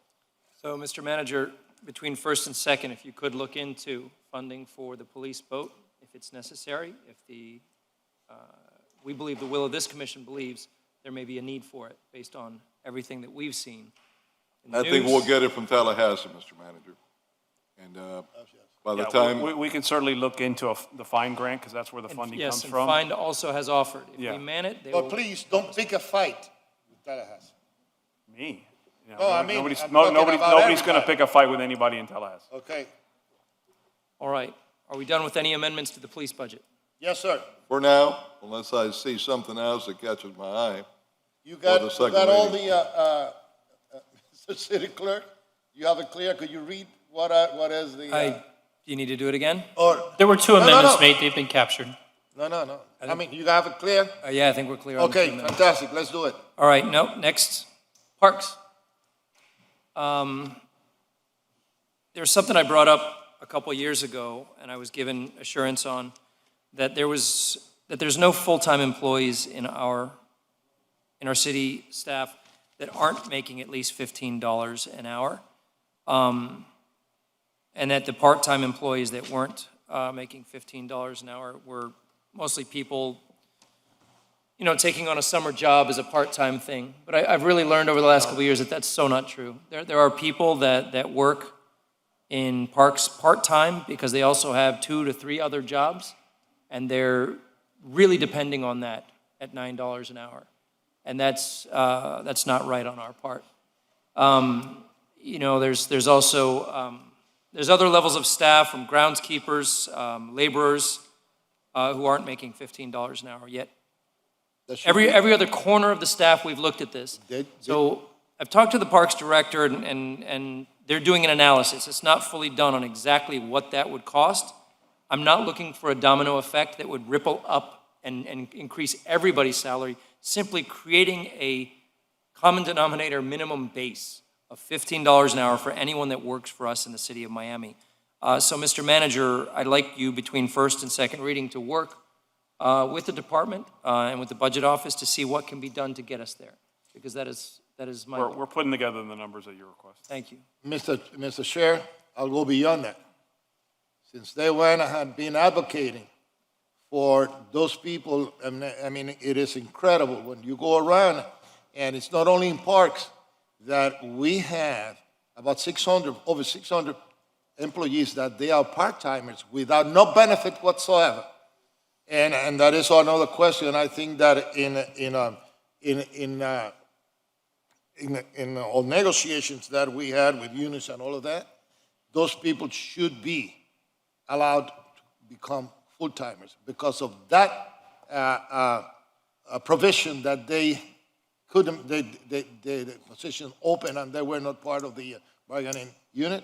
They were able to be hired as full-timers. So please include that in the analysis as Okay. well. And it is unfair. I know a person that has been a part-timer for close to 20 years. Part-timer for close to 20 years. And you're going to say, well, why that person doesn't, because that person had lived with the hope of becoming a full-timer in the city of Miami, be able to retire from the city of Miami. That is an injustice. And people that really are working, and let me tell you, they are hard workers. They are hard workers. And that is some of my objections that I have with those agreements that you have reached. Mr. Manager, are we clear? Because it's mine as well as Commissioner Reyes. So what would it take to bring part-time employees up to full-time employees, both logistically and financially? Yes. It's not only parks, sir. There are other positions. Yeah, bring that back to us, Mr. Manager. Okay. And speak to us before you do, so we know where we stand. Thank you, sir. We'll disseminate that information before. Yeah, thank you. All right, Monsieur Michel, you have some things to read to us, I believe, with regard to the budget items. And some things you need to read into the record. Is that correct, Mr. Clerk? The millage already read on the record. All we have to do vote on the millage now. Mr. Budget Director, BH 19 and BH 21, is there a statement needs to be read into the record about a memorandum dated August 31st, that they're being adopted and incorporated? Yes, for those two items, we would like to adopt it as amended to include the change, the information in the memorandum dated August 31st. We call it change memo 1. So we would like to include that memo as part of this resolution. Thank you. Thank you. Do you have Mr. a City Attorney? copy of that memo? Can You have a question for the, Yeah, I'm sorry. Mr. Michel? Can you read the memo? It's not too long. It's not too long. Oh, the change memo. Okay, hold on a second. Is it too long? Okay, can you give me, forget about reading it, can you give me the gist of the memo? Succinct version of the memo? Okay, it's a little bit long change memo. No, don't read the memo, just tell me what it does. The memo, okay. Summarize. Leon, I got it. We increase budget for building department by 1.9 million. Okay. And then we increase transfer in from American Rescue Plan by $1.2 million. And we increase all the department budget by $3.1 million in total. So the budget moved from 866 million to 869. The proposed budget in the book was 866, 130 million to 869, 244. And that increase is already included in the last budget that we got? No, it's in the memo that we add to the... When does the memo come out? The same day as we publish the agenda for this commission. Same day. Okay, is that what we spoke about in Yes, briefing? sir, that includes the positions in human resources, planning, zoning, It's additional positions. and resilience and public works. Yes, there's How additional positions. how many additional positions? It's 4 additional positions in human resources. We have 7 new positions in planning. There's 4 new positions in zoning, and I believe 8 new positions in resilience and public works. 8 new 7, positions? I'm sorry, 7 in resilience 7 new and public in works. resilience, 7. Yes. Okay, all right, thank you. Positions on code? Are those positions filled? Or No, just, they're not filled, they're new positions. so you're going to hire moving We're going forward? to hire additional positions. So you're going to hire how many, what's the total again? And a total of 23 new positions. 23 new government positions. Okay, you haven't hired anyone yet? No, not yet, nobody, none. Okay, all It's right. new. Okay, Those are new positions. okay. That 23. You gonna recruit for us? Of course. Okay. I'm a big recruiter, you know that, like the Tampa Bay That Buccaneers. 23 includes, that 20, But I'm not gonna bring you Tom Brady, I just bring you like a rookie. No, you gotta aim high. 23 positions include additional positions in planning, Pardon me? Sorry, I couldn't hear you. Planning, zoning, human resources, resilience, and public works. Okay, I can repeat again and if you want me. public works / code. Code enforcement. No, sir. Code is in resiliency. No code enforcement positions? In the proposed budget that we published in July, we are including 5 additional new positions in the code department. This is the addendum to that budget, which adds Exactly. an additional Correct. 23 positions. Correct. Okay? right. Government is getting bigger. At the will of this commission. It's a rhetorical statement. You Yes. don't need to. Government is getting bigger. Madam City Attorney, could you read BH 20 into the record, please? I'm sorry, I'm not a partisan guy, but it's a Republican in me. I can't help it. We're hiring like 23 new people. And we're still It's short. late. Let's go. An ordinance of the Miami City Commission related to taxing, defining, and designated the territorial limits for the city of Miami, levying an ad valorem tax on all real and personal property in the city of Miami at a total tentative rate of 7.9900 mils on the dollar of the taxable value of such property for the purposes of funding the general operating budget and payment of debt service for the fiscal year beginning October 1st, 2021 and ending September 30, 2022, containing a severability clause and providing for an effective date. Thank you very much. Any further discussion from the dais? All in favor say aye. Any opposed? Motion passes as amended. We have a tentative budget. We'll see you all at second reading. One real quick, I know we did an introduction during the briefings, but Fernando wants to make a formal introduction. Yeah, I'd like to introduce Marie Maggie Goen. She's our new budget director. We spared her having to do this this time, but hopefully she'll be ready for the next meeting. You're Please lucky. welcome her. You're lucky. Welcome. You're a lucky young lady being spared today. You better. Do you really want this job? I asked her the same thing during briefing. Do you really want this job after seeing what happened here? He's still here. Oh, you're a tough cookie. Be careful what you ask for. You are very welcome. You're welcome. Congratulations. Thank you. Welcome to the city of Miami. Thank you. I'm glad you don't have any back pockets. To pull numbers out. Thank you. All right. Gentlemen, it's been a long day. Well, thank you to the staff, and of course, thank you to our public for their involvement, patience, and advocacy. Everyone, have a good night. We are adjourned. Lechon asado.